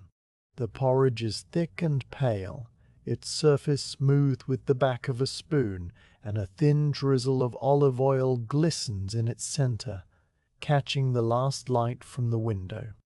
The cheese is a wedge of aged pecorino, its rind dark and firm, and the wine in the clay cup is a pale reddish brown, diluted with water from the well, so that it is more a flavored drink than an intoxicant. You thank Sylvanus with a quiet word, and he nods, withdrawing from the room and pulling the door closed behind him with a soft click of the wooden latch. You eat slowly, as you always do in the evening, the bowl warm in your hands and the spoon, a simple utensil of carved horn, moving from the porridge to your mouth in a steady, unhurried rhythm. The porridge is salted and faintly nutty, the grains of barley softened by long cooking, but still retaining a slight pleasant chewiness, and the oil adds a richness that coats your tongue and lingers. You break off a piece of the cheese with your fingers, the hard, crumbly texture giving way under pressure, and you eat it between spoonfuls of the porridge, the sharp, salty flavor cutting through the mildness of the grain. The wine is cool and slightly acidic, the water from the well lending it a mineral freshness, and you sip it sparingly, letting the cup rest on the table between drinks. The act of eating is a quiet, solitary ritual, one you have performed thousands of times in this same room, and your mind drifts without anchor as you chew and swallow, your thoughts moving from the morning's training to the river patrol to the quiet of the armorer's workshop, and then settling on nothing in particular, just the simple physical sensation of the food and the growing darkness. Outside, the fortress is transitioning from the activity of the day to the stillness of the night, and the sounds that reach you through the door and the high window are muted and sporadic. A group of men laughs somewhere in the barracks, a brief low rumble that fades quickly, and a dog barks once and then is silent. The sentries call the half hour, their voices carrying across the courtyard in the series of measured, melodic cries that overlap and then die away, each one confirming that all is well along the wall. You listen to these sounds as you eat, your spoon scraping gently against the bottom of the bowl as you collect the last of the porridge, and when the bowl is empty, you set it aside and wipe your fingers on the linen napkin, folding it neatly and placing it back on the tray. You rise from the cot, your legs slightly stiff from the day's walking, and carry the tray to the small table near the door, where Sylvanus will collect it later. The room is darker now, the last light from the window faded to a deep, dusky blue, and you turn to the bronze lamp on the shelf, taking up the flint and steel that lie beside it. It takes only a few strikes to catch a spark, the charred cloth of the wick blowing orange, and then blooming into a small, steady flame that fills the room with a warm golden light and the faint smell of burning olive oil. You replace the glass chimney with care, your fingers steady, and then you carry the lamp to your desk, setting it on the corner where its light will fall across the writing surface. The desk is a simple affair, a plank of oak set across two trestles, its surface worn smooth by years of use and stained with the faint grey marks of old wax. On it rest a few essential items, a small bronze inkwell, a bundle of reed pens, a pot of sand for drying the ink, and a stack of thin wooden tablets, their surfaces coated with a fresh layer of dark wax. You pull out the stool from beneath the desk and sit, adjusting the lamp so that the flame is at the perfect angle, and then you take up one of the tablets and a stylus. The stylus is bronze, its point sharp and its flat end shaped into a wedge for smoothing the wax, and it fits into your hand with the easy familiarity of a tool used daily. You begin a letter to your family in Italia, a letter you have been composing in your mind throughout the day, gathering small observations and details, like pebbles from a stream bed. The wax is cool and firm under the point of the stylus as you press the first words into its surface, the letters forming in the neat cursive script you learned as a boy and have used ever since. You write the salutation slowly, your hand moving with deliberate care, and then you pause, looking up at the lamp flame as it flickers in a slight draught from the high window, the shadows on the whitewashed wall swaying gently. The words come to you without effort, plain and factual. The kind of letter that travels across the empire from every frontier garrison to every waiting family, carrying not grand narratives, but the small, ordinary details that prove a man is alive and well. You write about the weather first, describing the overcast sky of the morning, and the way the mist rose from the Rhine, the way the sun broke through the clouds in the afternoon and warmed the stone of the walls. You write about the state of the river, noting that the water level has dropped slightly since your last letter, leaving a band of dark mud along the far bank, and that the current is slow and steady. The stylus scratches gently on the wax, a soft, rhythmic sound that matches the beat of your breathing, and the words accumulate line by line, the wax yielding to the bronze point with a faint, pleasant resistance. You write about the quietness of the frontier, the absence of any disturbance on the far side of the river, the peaceful routine of the garrison. You describe the new recruits who trained on the field this morning, their eagerness and their small mistakes, the way one young man gripped his sword too tightly until you corrected him. You mention the convoy of supplies that arrived last month, the quality of the olive oil from Baedeker that the quartermaster noted in his ledger, the jars still standing in neat rows in the granary. You write about the health of the garrison mule, a sturdy brown animal named Fuscus that pulls the water cart and has recently recovered from a stone bruise on its hoof, now walking soundly again. These details, so ordinary and unremarkable, fill the wax tablet with a slow, steady progression, and you pause now and then to smooth a word with the flat end of the stylus, or to dip the point into the inkwell to darken a line that has grown faint. The lamp flame flickers again, a sudden, brief dance of orange light that makes the shadows on the wall leap and then settle, and you glance up to see that the draught has stopped, the air in the room still and warm. You return to your writing, describing the repair to the armorer's helmet, the small dent that was worked out with a hammer and a wooden block, the way the bronze glowed in the light of the forge. You write about Sylvanus, your servant, and the bowl of barley porridge he brought this evening, the way the oil pooled in its center. You write about the sound of the centuries calling the hours, the distant murmur of the river that is always present, the feel of the wool blanket on your cot at night. The tablet is nearly full now, the wax covered with lines of small, neat letters that slope slightly to the right, and you have only a small space remaining at the bottom of the tablet.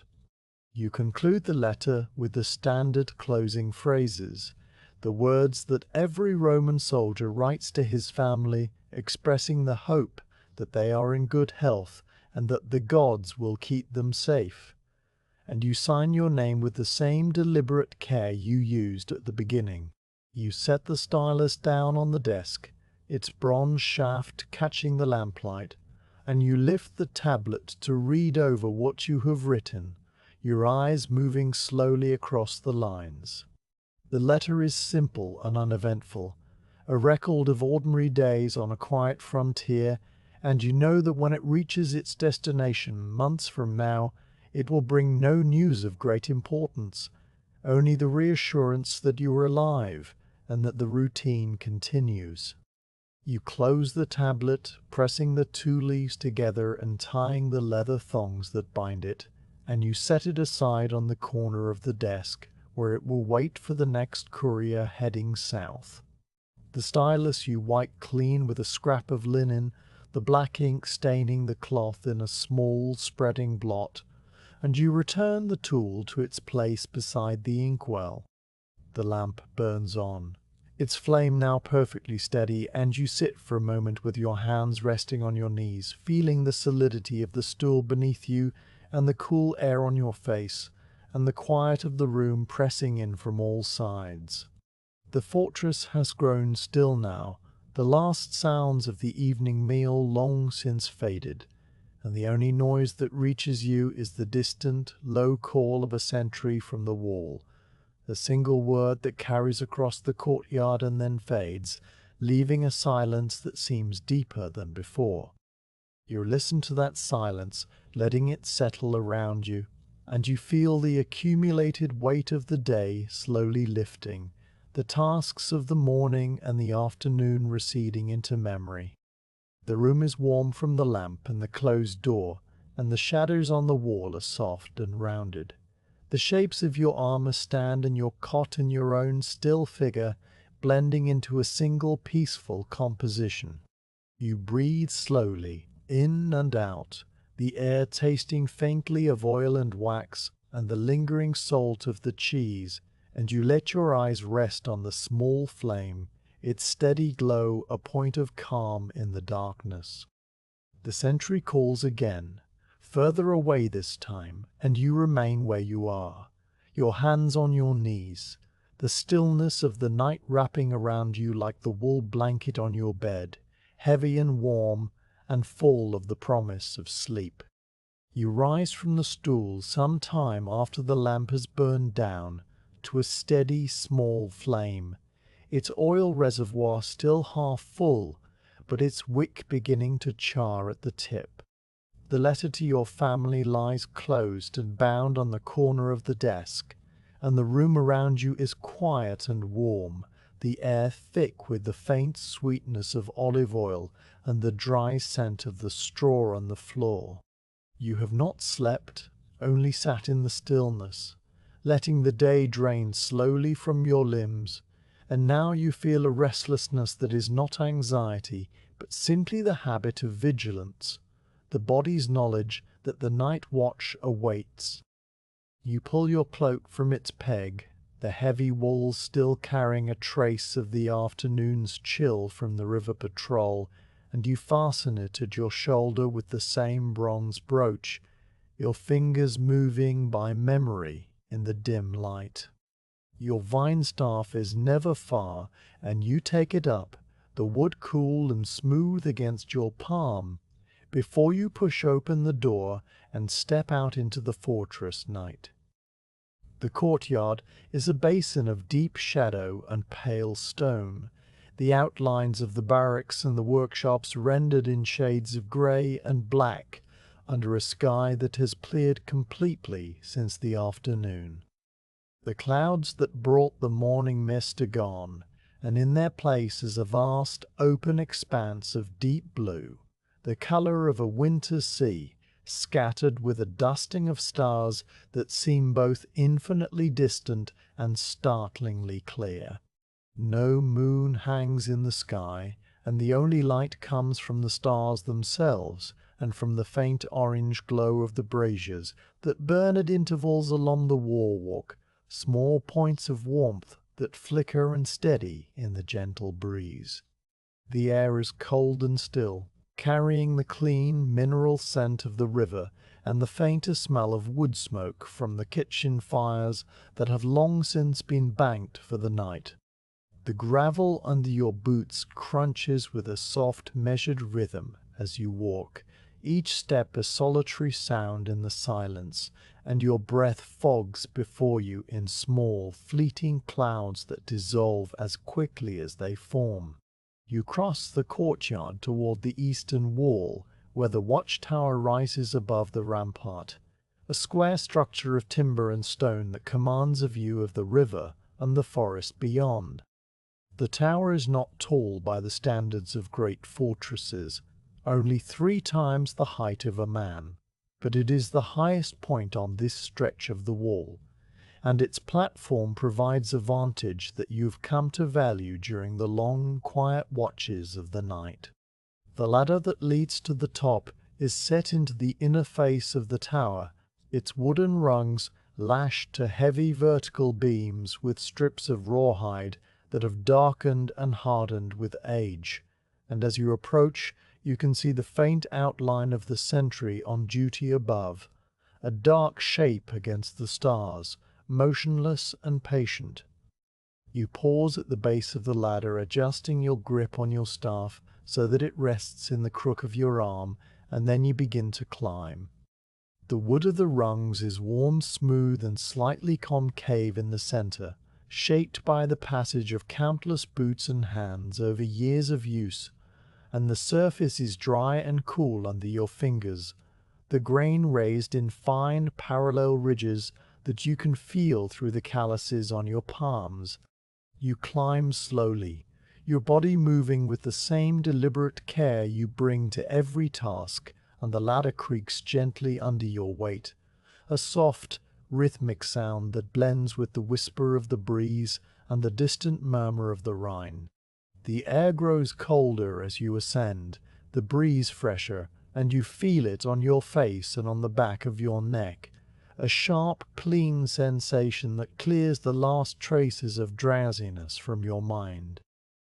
The platform is a square of heavy planks, surrounded by a railing of split logs, and as your head rises above the level of the floorboards, you see the sentry turn to acknowledge you, his face a pale oval in the starlight. He is a young legionary, one of the recruits you watched at training only that morning, and his name comes to you after a moment's search. Marcus, the one from the southern provinces whose grip was too tight on his practice sword. He shifts slightly to make room as you step onto the platform, his boots making a soft, dull sound on the planks, and he offers you a quiet greeting, his voice low and a little hoarse from the cold. You return the greeting, your own voice just as low, and then you move to the railing and rest your forearms on the rough wood, settling your weight onto your feet and letting the stillness of the night wash over you. The view from the tower is wide and uninterrupted, the landscape spread out below you like a map drawn in shades of silver and black. To your left, the Rhine curves away toward the north, its surface catching the starlight in a long, shimmering ribbon that seems to flow not with water, but with a liquid, molten light. The sound of the river reaches you from below, a deep, continuous murmur that is not so much a noise as a presence, a low vibration that seems to rise through the timbers of the tower and resonate in your chest. The riverbank on the near side is a band of pale grass that slopes down to the water's edge, the grass blades bent and silvered by the dew, and the ferry raft is a small dark rectangle against the glinting surface, its mooring rope barely visible as a thin dark line. On the far side, the forest rises in a dense black mass, the individual trees indistinguishable from one another, their tops a jagged silhouette against the starry sky. The hills beyond the forest are low and rounded, their outlines barely perceptible, a slight difference in the depth of the darkness that tells you they are there without your being able to see them clearly. You stand without speaking, your eyes moving slowly across the scene, cataloguing the familiar shapes and shadows with the same patient attention you gave the watch log at dawn. Nothing moves out there, and the silence is complete except for the river and the soft, occasional creak of the tower timbers settling in the cold, a sound that comes at irregular intervals and then fades, leaving the stillness thicker than before. The sentry, Marcus, stands beside you, his shield propped against the railing and his pilum leaning in the crook of his arm, and you can hear the soft, steady rhythm of his breathing, a human sound that is comforting in its ordinariness. After a long while, he shifts his weight from one foot to the other, the planks creaking under him, and he murmurs something about the cold, his voice so quiet that it barely disturbs the air. You reply, equally quiet, that the cold is always sharper before the dawn, and that he will grow accustomed to it in time as you have. The exchange lasts only a few seconds, and then the silence returns, deeper and more complete than before. You lift your gaze to the sky, which stretches overhead in a vast, unbroken canopy, the stars so numerous that they seem to form a fine, glittering dust scattered across the deep blue. You find the familiar constellations, the Great Bear turning slowly around the northern pole, the bright star that marks the eye of the bull low on the eastern horizon, the small, tight cluster of the Pleiades just rising above the hills.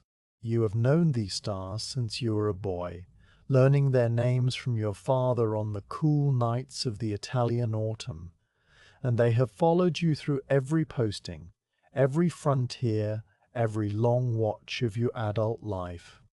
You count them now, not for any purpose, but simply to occupy your mind, your lips moving silently as you number the brightest stars near the zenith. Lose count, begin again, lose count once more, and then let the numbers drift away, content to simply look. A single cloud appears after a time, a thin, pale wisp that drifts across the sky from the west, its edges soft and diffuse. It moves slowly, so slowly that you cannot see its progress, and yet you know that it is moving, because when you look away to scan the riverbank and then look back, it has shifted its position relative to the stars. It passes across a portion of the sky, obscuring a few of the fainter stars and dimming the brighter ones, to a soft, blurred glow. And then it continues on its way, thinning and dissolving until there is nothing left of it but a faint haze that merges with the darkness. The stars that were hidden reappear one by one, their light steady and clear, and you realize that you have been holding your breath, though you cannot say for how long. The cold has been working its way into your limbs all the while, a slow, persistent seep that moves through the wool of your cloak and the padded linen of your tunic, settling into your knees and your shoulders and the small of your back. Your fingers, wrapped around the staff, have grown stiff, and you flex them now and then, feeling the joints protest with a dull, distant ache. Beside you, Marcus has pulled his own cloak more tightly around his shoulders, tucking his chin down into the folds, and his breath plumes before him in small, regular clouds. You know that his watch will continue for another 2 hours, and you feel a quiet respect for the young man, standing alone in the dark and the cold with nothing but the river and the stars for company. You will leave him to it soon, but for now you remain, unwilling to break the stillness just yet. The river continues its endless flow below, the sound of it a constant, reassuring presence that fills the night without overwhelming it. You can hear, very faintly, the lap of water against the base of the cliff on which the fortress stands, a soft, rhythmic splashing that comes in sets of 3 or 4 and then pauses, as if the river itself is breathing. The timbers of the tower creak again, a long, slow groan that travels up through the planks and into your feet, and then the sound fades, and the sound fades, and the silence that follows is so profound that you can hear a faint ringing in your ears, the sound of your own blood moving. You shift your position, leaning your weight onto your other leg, and the planks under your boots give a small answering creak that is absorbed by the vast open darkness. You remain on the platform until your limbs grow heavy and slow, the cold having penetrated so deeply that you can feel it in the marrow of your bones, a deep, pervasive chill that no amount of wool can keep at bay. You straighten, your back protesting with a series of small dull twinges, and you reach out to touch the railing one last time, the rough wood cold and solid under your palm. You turn to Marcus and tell him in a quiet voice that you are going down and that he should send word if anything stirs, though you both know that nothing will. He nods, his helmeted head a dark shape in the starlight, and he murmurs a simple acknowledgment. You leave him there, his youthful silhouette framed against the stars, and you descend the ladder with the same slow care you used on the way up, your boots finding each rung by memory, your hands gripping the worn wood. The courtyard at the base of the tower is as silent as you left it, the gravel path, a pale ribbon leading back toward your quarters, the dark shapes of the barracks huddled against the walls. Your footsteps crunch on the stones, a solitary rhythm that echoes softly off the walls and then fades, and you walk with your head slightly bowed, your breath fogging in the cold air. The fortress is asleep around you, hundreds of men in their bunks, their breathing slow and deep, and you feel a sense of quiet satisfaction in the knowledge that all is well, that the watch is kept, that the frontier is calm. You pass the small shrine in its niche, the oil lamp still burning at the feet of the clay figure, its flame a tiny, steady point of gold in the darkness. And you pause for a moment, your eyes resting on the warm light before you continue on your way. Your quarters are cold when you enter, the lamp having burned out, but the wool blanket on your cot is thick and heavy, and you know that sleep will come easily when at last you lie down, though that hour has not yet arrived. For now, you sit on the edge of the cot, your staff leaning against the wall beside you, and you listen to the distant, unending flow of the Rhine, the sound that has become the measure of your days and the keeper of your nights. The morning arrives with a sky of thin, high clouds that filter the early light into a soft, directionless glow, the kind of sky that promises neither rain nor clearing and seems to hold the fortress in a state of suspension between night and day. You have completed the dawn inspection of the gates and the watch log, the routine so familiar that your body carried you through it without your mind needing to intervene, and now you stand near the main gate, your staff resting against your shoulder, your cloak hanging in still folds, waiting.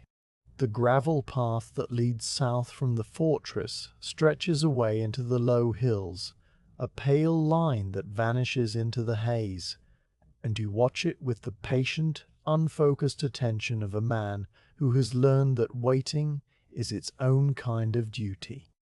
The sentries on the gate towers stand at ease, their shields propped against the stonework, and the fortress behind you is quiet, the morning training not yet begun, the men still at their breakfast. The first sign of the convoy is a faint creaking that reaches you long before the wagons themselves become visible, a sound that seems to rise out of the ground itself, a low wooden groaning that is carried on the still air.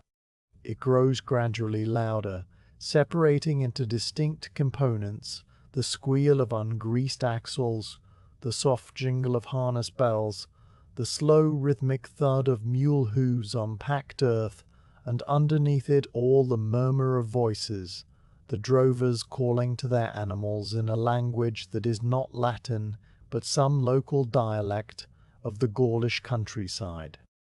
You straighten slightly, adjusting your grip on your staff, and you watch as the convoy emerges from the haze, a small procession of wagons and pack mules that moves at the slow, patient pace of heavily laden animals. The lead wagon comes into view first, its high arched cover of waxed canvas swaying with the motion of the road, its wheels solid discs of wood bound with iron rims, turning with a steady, grinding rhythm. The drover walks beside the lead mule, a weathered man with a thick woolen cap pulled low over his ears and a heavy cloak of undyed brown wool that has been patched in several places with darker fabric. His face is deeply lined, the skin tanned and roughened by years of sun and wind, and his eyes, pale and calm, meet yours without any particular expression as he approaches the gate. Behind him come 2 more wagons, each drawn by a pair of mules, and then a string of 6-pack animals, each one carrying a pair of balanced loads slung across its back in rope nets. The mules are sturdy, short-legged beasts with patient, long-lashed eyes and coats of various shades of brown and grey, their harness leather worn but well maintained, the brass fittings polished to a dull gleam. You step forward as the lead drover brings his mule to a halt just outside the gate, his hand on the bridle, his voice a low, soothing murmur that settles the animal. The wagon creaks to a stop, the canvas cover swaying once and then stilling, and the drover turns to you, reaching into the pouch at his belt with the slow, deliberate movements of a man who is never in a hurry. He draws out a scroll of papyrus, its edges slightly frayed, sealed with a disc of dark wax, stamped with the signet of the provincial procurator, and he holds it out to you without ceremony. You take the scroll, feeling the dry, slightly rough texture of the papyrus under your fingers, and you examine the seal, checking that it is intact and that the impression, a stylized galley surrounded by a reef, matches the seal you know. The seal breaks with a soft, satisfying crack, the wax splintering into small fragments that fall to the gravel at your feet, and you unroll the papyrus, holding it open with both hands. The manifest is written in a clear, professional hand, the letters small and precise, the lines spaced evenly. You read it aloud to the drover, your voice low and unhurried, not because he cannot read it himself, but because the recitation of the items has become part of the ritual of delivery, a way of confirming that both parties agree on what has been sent and what has been received. 12 amphorae of olive oil from the presses at Baetica, 8 bolts of wool fabric from the looms at Lodunum, a small barrel of iron nails, a bundle of tanned cowhides for the armourer, a chest of medical supplies from the hospital at Mogontiacum, and a sealed packet of official correspondence for the fort commander. The drover nods after each item, his expression unchanging, and when you have finished he adds, in a voice that is rough but not unpleasant, that there is also a small sack of dried apples for the garrison, a gift from the quartermaster at the last way station. You roll the manifest carefully, tucking it into your belt for later filing, and you gesture toward the open space just inside the gate where the convoy can unload. The drover calls out to his companions, a series of short, melodic words in the Gaulish tongue, and the small caravan begins to move again, the wagons creaking forward through the gate and the mules following with their slow, patient gait. The soldiers who have been assigned to unloading duty emerge from the barracks, their tunics loose and their sleeves rolled up despite the cool air, and they gather near the wagons, waiting for instructions. You remain near the gate, leaning on your staff, observing the process with the same calm attention you bring to every inspection, your eyes moving from the wagons to the men to the stores and back again, in a slow, regular circuit. The first items to be unloaded are the amphorae, the tall, slender jars of fired clay with their pointed bases and their 2 small handles near the neck. Each one is marked with a painted inscription in black letters, identifying the contents and the year of pressing, and each one is sealed with a plug of cork covered with a thick layer of wax. The soldiers lift them with care, one man at each handle, and they carry them in a slow, shuffling walk toward the granary, where Lucius the quartermaster is already waiting, his spectacles on his nose and his wax tablet in his hand. You watch the first pair of men pass, noting the way they coordinate their steps, the way the heavy jar swings gently between them, the way the oil inside sloshes with a soft, liquid sound that is just barely audible.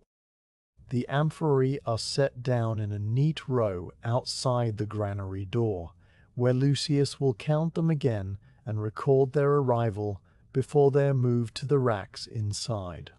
The sound of the clay bases touching the gravel is a soft, solid thud, each one slightly different in pitch depending on the fullness of the jar. Next come the bolts of wool fabric, heavy rolls of cloth wrapped in coarse linen and tied with twine.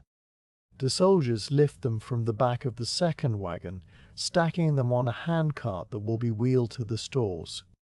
The fabric is thick and dense, the wool a natural, creamy white that has not yet been dyed, and you can smell the faint animal scent of it as the cart passes you. A clean, lanolin smell that mingles with the dust of the road. You reach out and touch one of the bolts as it goes by, your fingers pressing into the cloth, feeling the springy resilience of the wool and the slight roughness of the fibers.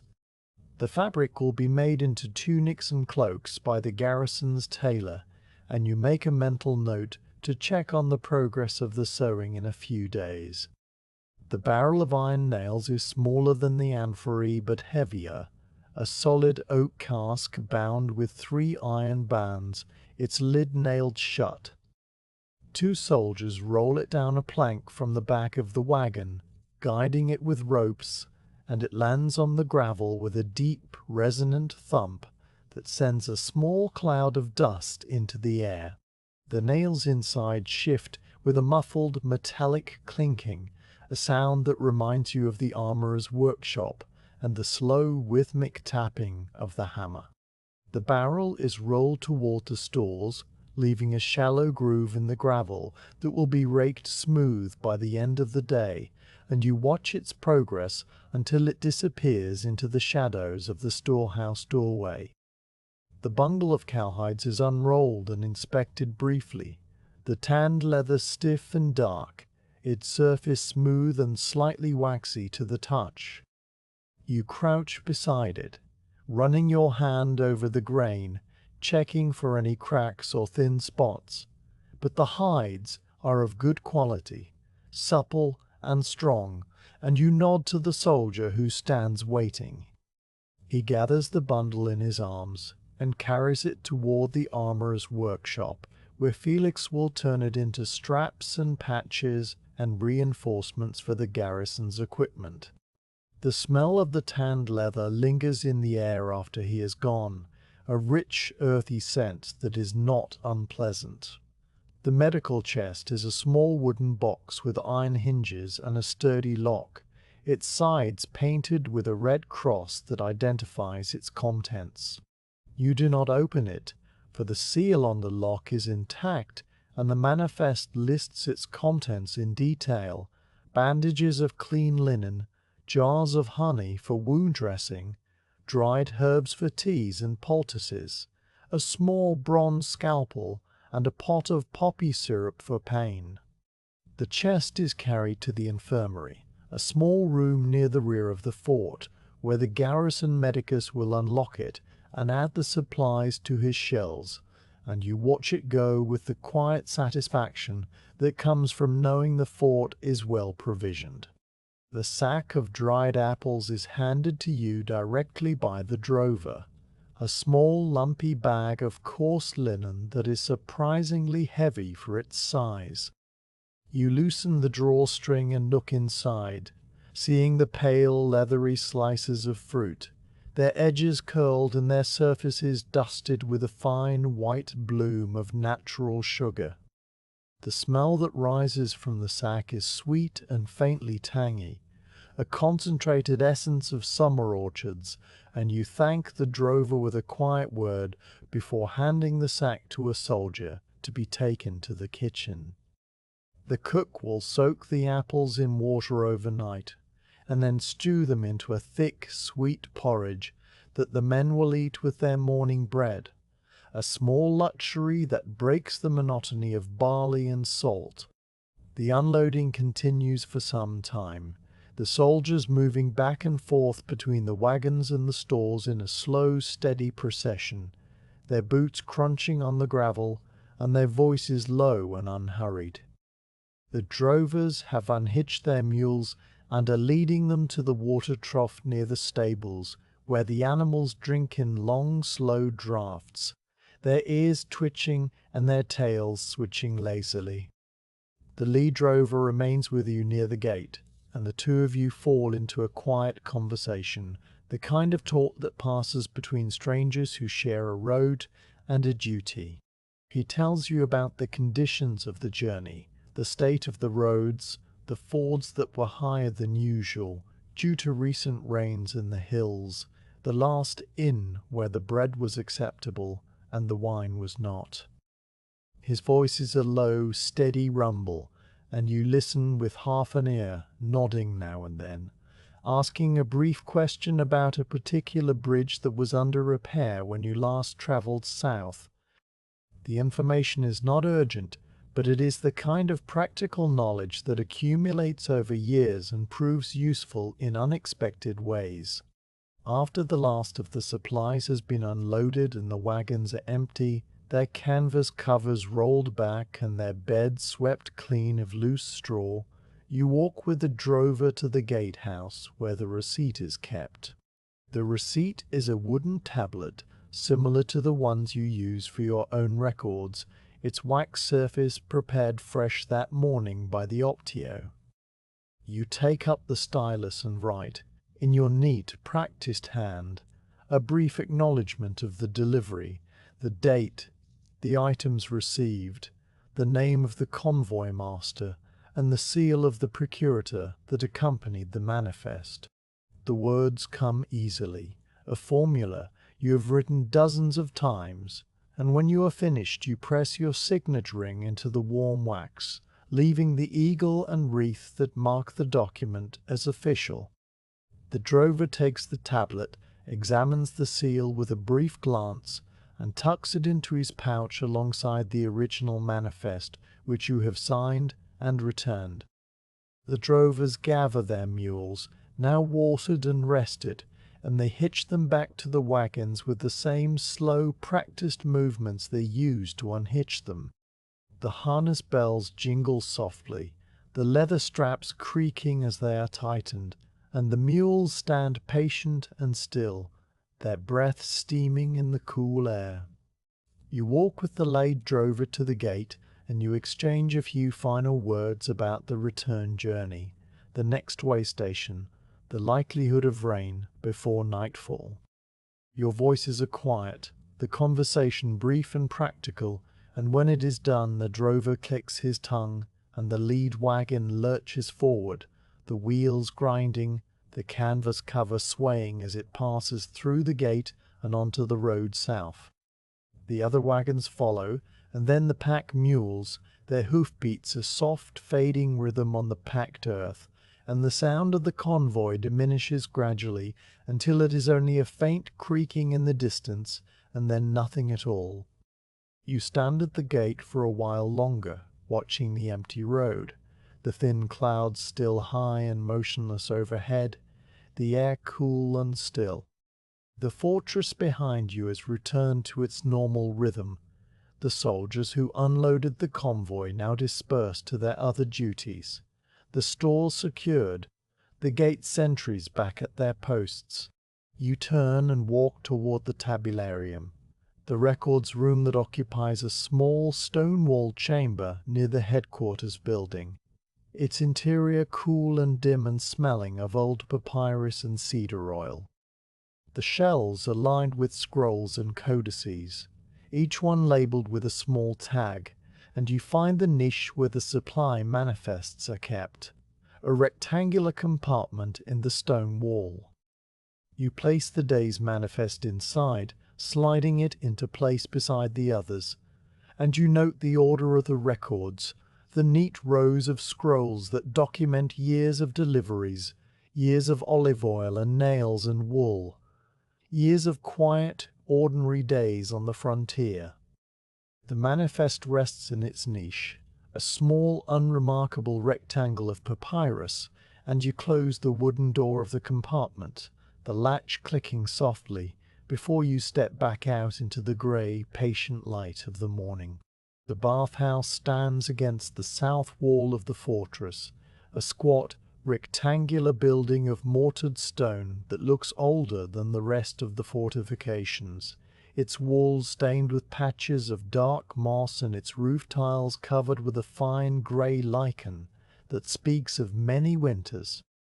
You approach it in the early afternoon, when the thin clouds still hang motionless overhead, and the light is a steady pale grey that casts no shadows and flattens every surface into a uniform softness. The air around the bathhouse is warmer than the rest of the courtyard, carrying a faint, humid breath of steam and the mineral smell of heated stone, and as you draw closer, you can hear the low murmur of voices and the irregular, rhythmic sounds of construction, the scrape of metal on stone, the soft thud of bricks being set, the gentle slosh of water in a bucket.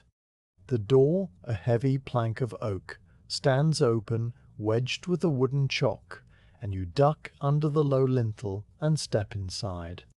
The interior of the bathhouse is a series of 3 connected chambers, each one slightly smaller and warmer than the one before, following the standard plan of every military bath across the empire. The first chamber, the frigidarium, is cool and dim, its floor of smooth flagstones and its walls lined with wooden benches, where men sit to cool themselves after the heat of the caldarium. Today, however, the room is empty of bathers and has been turned into a temporary workspace, its benches pushed against the walls and its floor covered with a layer of coarse straw to catch the dust and debris of the repair work.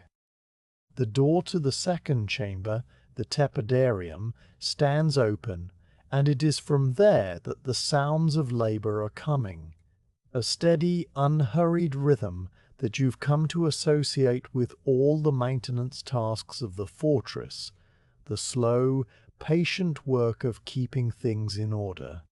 You pass through the frigidarium, your boots scuffing on the straw, and enter the tepidarium, a room of intermediate warmth whose walls are lined with shelves for oil flasks and strigils. The hypercaust floor, the raised platform of tiles supported on low brick pillars, beneath which the hot air from the furnace circulates, has been taken up in the far corner, revealing the dark space below.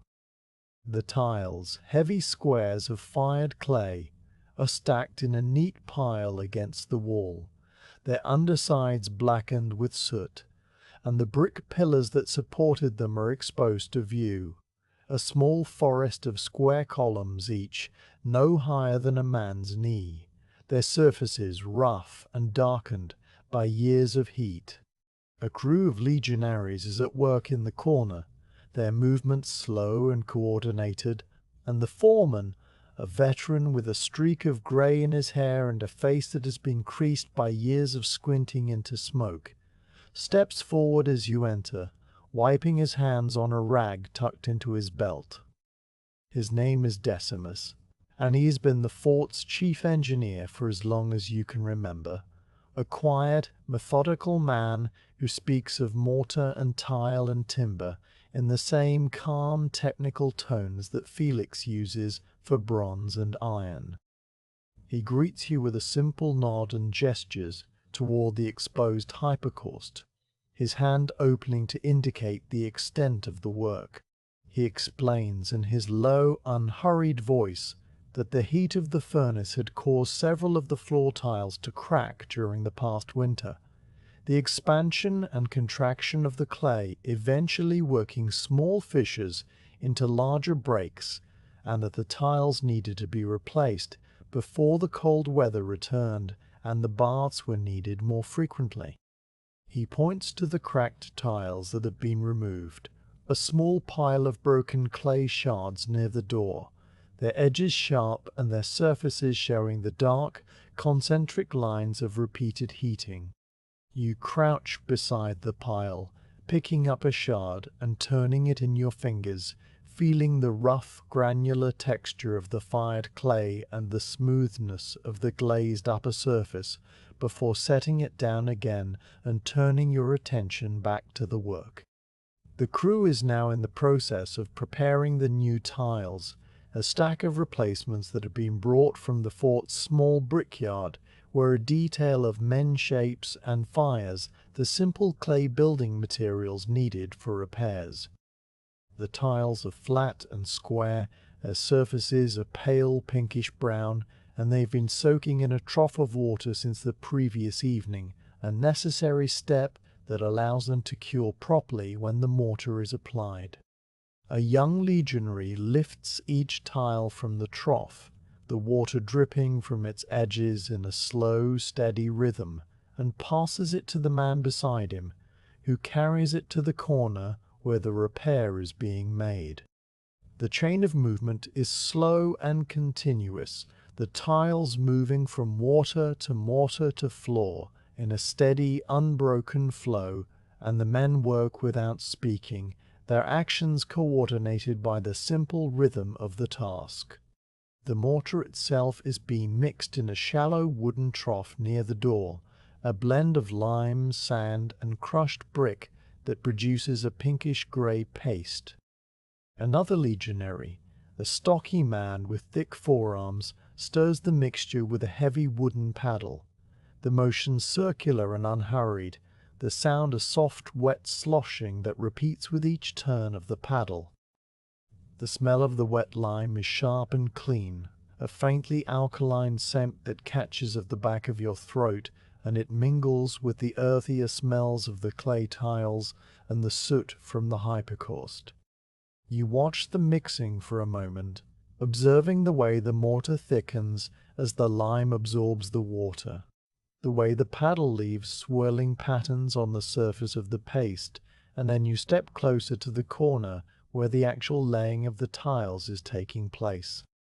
Decimus kneels on a folded sack beside the exposed hypocaust, his knees protected from the rough edges of the brick pillars by the thick padding, and he works with a small trowel and a bucket of mortar, applying the paste to the tops of the pillars in careful, measured strokes.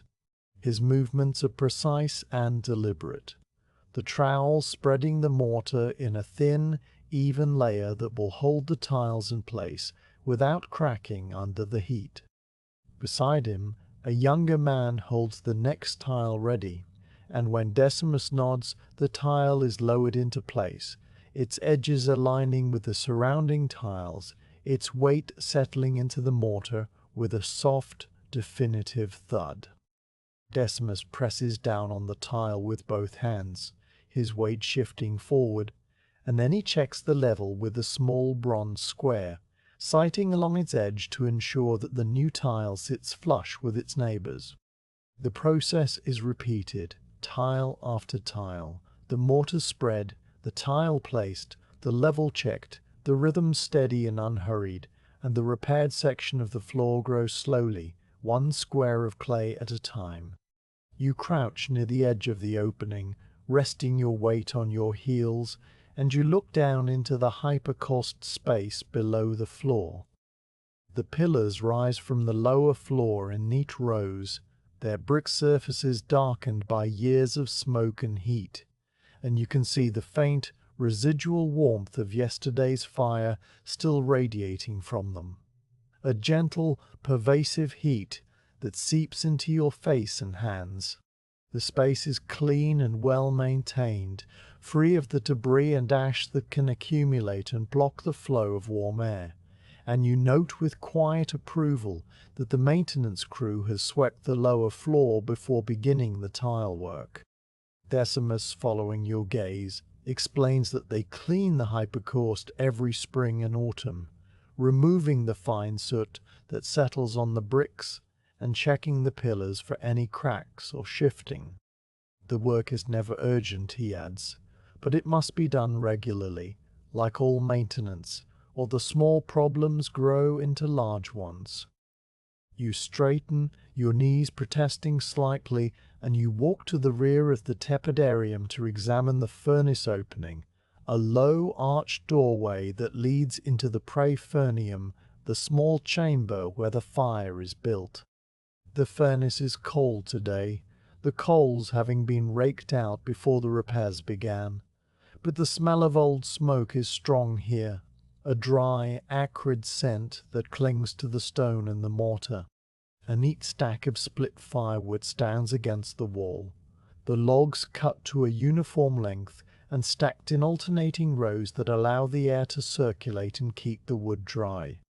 You count the stacks with your eyes, estimating the supply, and you ask Decimus about the wood, your voice quiet in the enclosed space. He tells you that the cord was delivered 2 weeks ago from the timber depot upriver, that the quality is good, mostly oak and ash, and that the supply should last well into the winter if the baths are fired every other day as usual. You nod, satisfied, and turn back toward the repair work. The tile laying has continued in your absence. 3 more squares now set into place, their surfaces still damp from the soaking, and their edges lined with a pinkish-grey mortar. The crew has settled into a steady rhythm, the tiles moving from the trough to the floor in a slow, continuous chain, the trowel spreading the mortar with a soft, scraping sound, the tiles settling into their beds with a gentle thud. You lean against the door frame, your shoulder resting against the cool stone, and you watch the work with the same patient attention you have brought to every task of the day. The repairs are simple and uneventful, the kind of work that no one will notice or remember once it is finished, and yet you know that it is this work, the slow, methodical maintenance of walls and floors and roofs, that keeps the fortress standing and the men healthy through the long winters. Decimus rises from his knees after a time, stretching his back with a slight grimace, and he walks over to join you at the door frame. He points out the places where the old mortar had crumbled, the hairline cracks that had formed in the tiles near the furnace door where the heat is most intense, and he explains the steps he will take to reinforce the new installation. A slightly thicker bed of mortar and a small gap left between the tiles to allow for expansion. His voice is calm and technical, the words flowing in an easy, unhurried stream, and you listen with half your attention, your eyes still following the movements of the crew as they set another tile and check its level. The work will continue for another day or 2, he estimates, and then the mortar will need a week to cure fully before the furnace can be lit again. But the baths will be ready before the first hard frost, and the men will have their hot water and their steam through the cold months. You remain in the doorway for a while longer, watching the slow, steady progress of the repairs, the tiles accumulating one by one, the pile of replacements beside the trough growing smaller, the repaired section of the floor growing larger.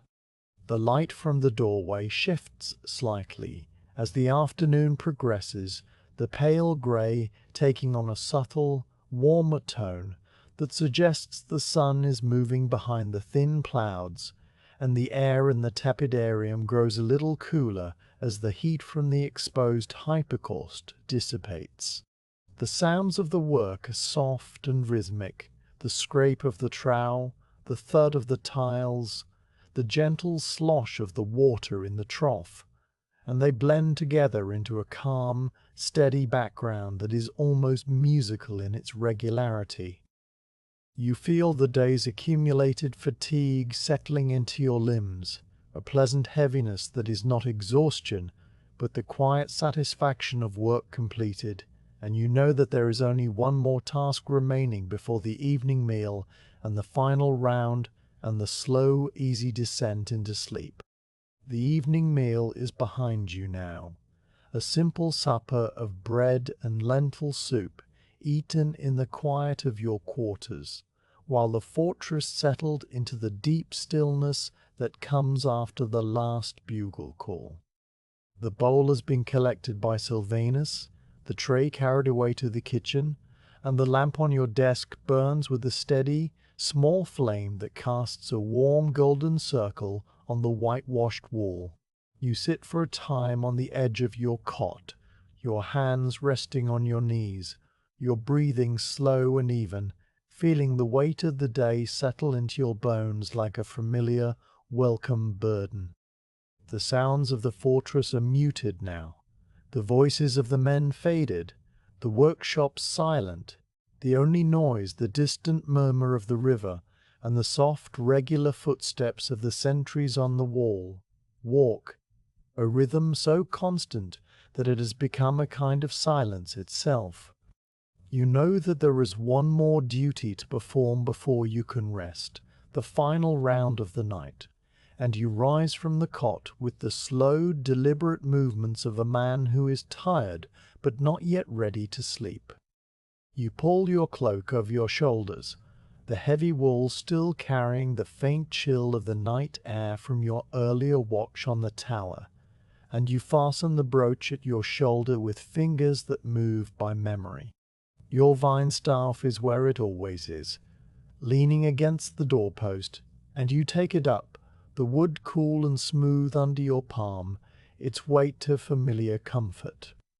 The door opens with a soft creak of its leather hinges, and you step out into the courtyard, where the night has grown deep and cold under a sky that remains moonless and clear. The stars are still scattered across the darkness in their thousands, a fine glittering dust that seems to pulse with a faint, distant light. And the air is sharp and clean, carrying the mineral smell of the river and the fainter, earthier scent of the straw that covers the courtyard. Your boots crunch on the gravel as you begin your walk, the sound solitary and rhythmic, each step a small, deliberate mark of your passage through the silent fortress. The main street of the fort stretches before you, a straight line of packed earth that runs from the headquarters building to the rear gate, bordered on both sides by the long, low barracks of the sentries. The buildings are dark, their doors closed and their windows shuttered, and the only light comes from the braziers that burn at intervals along the wall, their flames flickering in the gentle breeze and casting long, wavering shadows that move across the stone and the timber. You walk slowly, your staff tapping the earth in a rhythm that matches your stride, and you listen to the quiet of the barracks, the deep collective breathing of hundreds of men asleep, the occasional rustle of straw as someone turns on his bunk, the soft murmur of a dream that fades as quickly as it begins. The sounds are peaceful, ordinary, the sounds of a garrison at rest, and you pass by without pausing, your presence noted only by the sentries who stand at their posts and by the small dark shape of a cat that crosses the street ahead of you and disappears into the shadows. You stop at the first guard post, a small timber shelter built against the wall of the granary, where a single sentry stands with his shield resting against the wall and his pilum leaning in the crook of his arm. He is a veteran, a man you have known for years, and he nods as you approach, his face illuminated by the faint glow of the brazier. You exchange a few quiet words, asking after the watch, and he replies in a low voice that all is quiet, nothing to report, the river loud tonight, but nothing else. The words are the same words you have heard every night for months, a small reassuring ritual that marks the passing of the hours, and you nod, touching the brim of your helmet in a brief salute, before continuing on your way. The next guard post is at the main gate, where 2 sentries stand on either side of the heavy oak doors, their shields and pillar at the ready. You approach them, your footsteps crunching on the gravel, and they straighten slightly as you draw near, an unconscious response to the presence of a senior officer. You ask the same quiet question, and you receive the same quiet answer. All is well. Nothing moves outside the palisade. The watch log is up to date. You step between them and place your hand on the heavy iron latch of the gate, feeling the cold solidity of the metal under your palm, the rough texture of the forged iron and the slight give of the mechanism as you test it. The gate is secure, the bar in place, the hinges silent, and you turn away, satisfied. The shrine in the corner of the courtyard is a small, simple alcove cut into the stone of the wall, its interior lit by a single oil lamp that burns with a steady, unwavering flame. The clay figure of the genius of the place stands in the alcove, a small, unassuming deity whose features have been worn smooth by years of weather and the touch of countless hands. You pause before it, not out of any particular piety, but out of a quiet respect for the familiar, and you smell the faint sweetness of pine resin that rises from a small offering dish, a handful of dried herbs left by one of the men earlier in the day. The embers of a tiny offering fire still glow in a small iron brazier at the foot of the shrine, their orange light pulsing gently, and you watch them for a moment, the way they brighten when the breeze passes and then dim again, before you move on. The rear gate is your next stop, a smaller portal set in the south wall that opens onto the path leading to the latrines and the midden pits. The sentry here is a young man, barely more than a boy, and he is standing very straight, his shield held correctly and his pilum at the proper angle, his face serious and attentive. You ask him the same question, and he answers in a voice that is slightly too loud, still learning the quiet tones of the night watch, and you offer him a small nod of approval that seems to ease something in his posture. The gate is secure, the bar in place, and you turn back toward the center of the fortress. The watchtower looms above you as you approach the eastern wall, its square bulk dark against the stars, and you can see the faint outline of the sentry on the platform, the same young Marcus who stood with you earlier in the night. You do not climb the ladder this time, but you pause at its base and look up, and you call out a quiet greeting that is answered by an equally quiet reply. All is well, the river unchanged, the far bank dark and still, the stars bright and cold.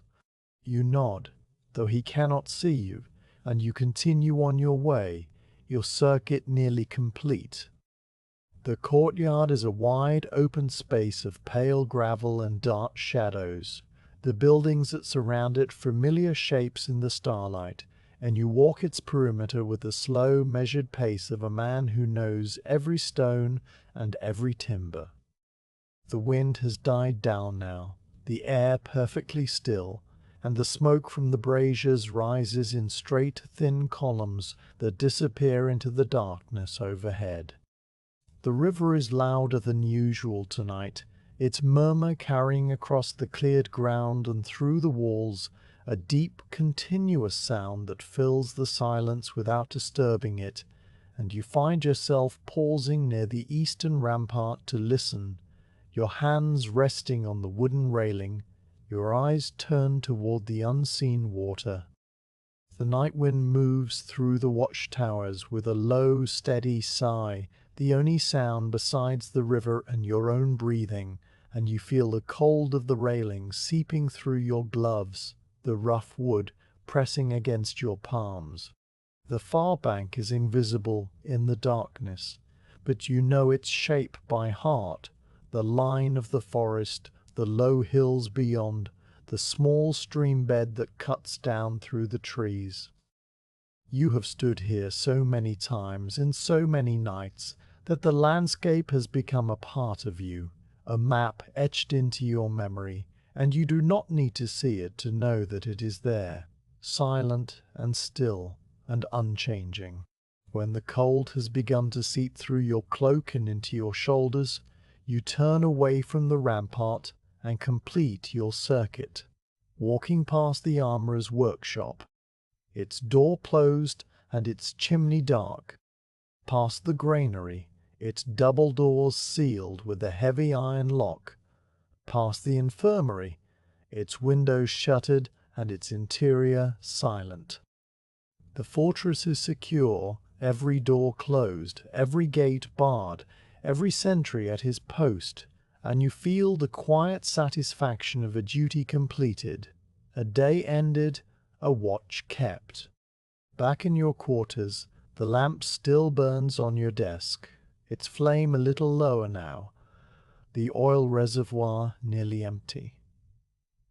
You close the door behind you and stand for a moment in the stillness, letting the warmth of the room settle around you.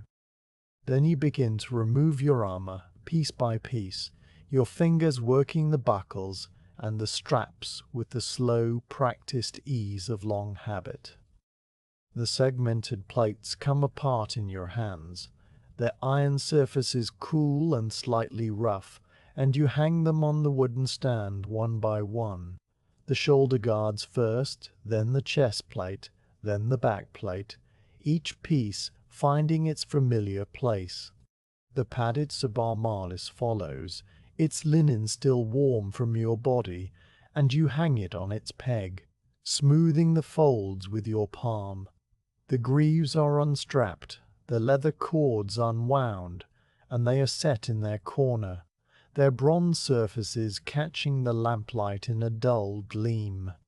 Your belt, heavy with your dagger and your sword, is hung on its hook, the buckle plate cool against your fingers, and your helmet is placed on its shelf, its cheek guards folded inward. You wash your hands and face in the basin of cool water that stands on the low shelf near the door, the water dark and still, and you cup it in your palms, splashing it onto your face with a slow, gentle motion. The droplets fall back into the bowl with a soft, rhythmic plinking, each one a small, clear note in the silence, and you dry your skin with the linen cloth that hangs beside the basin, the fabric rough and clean.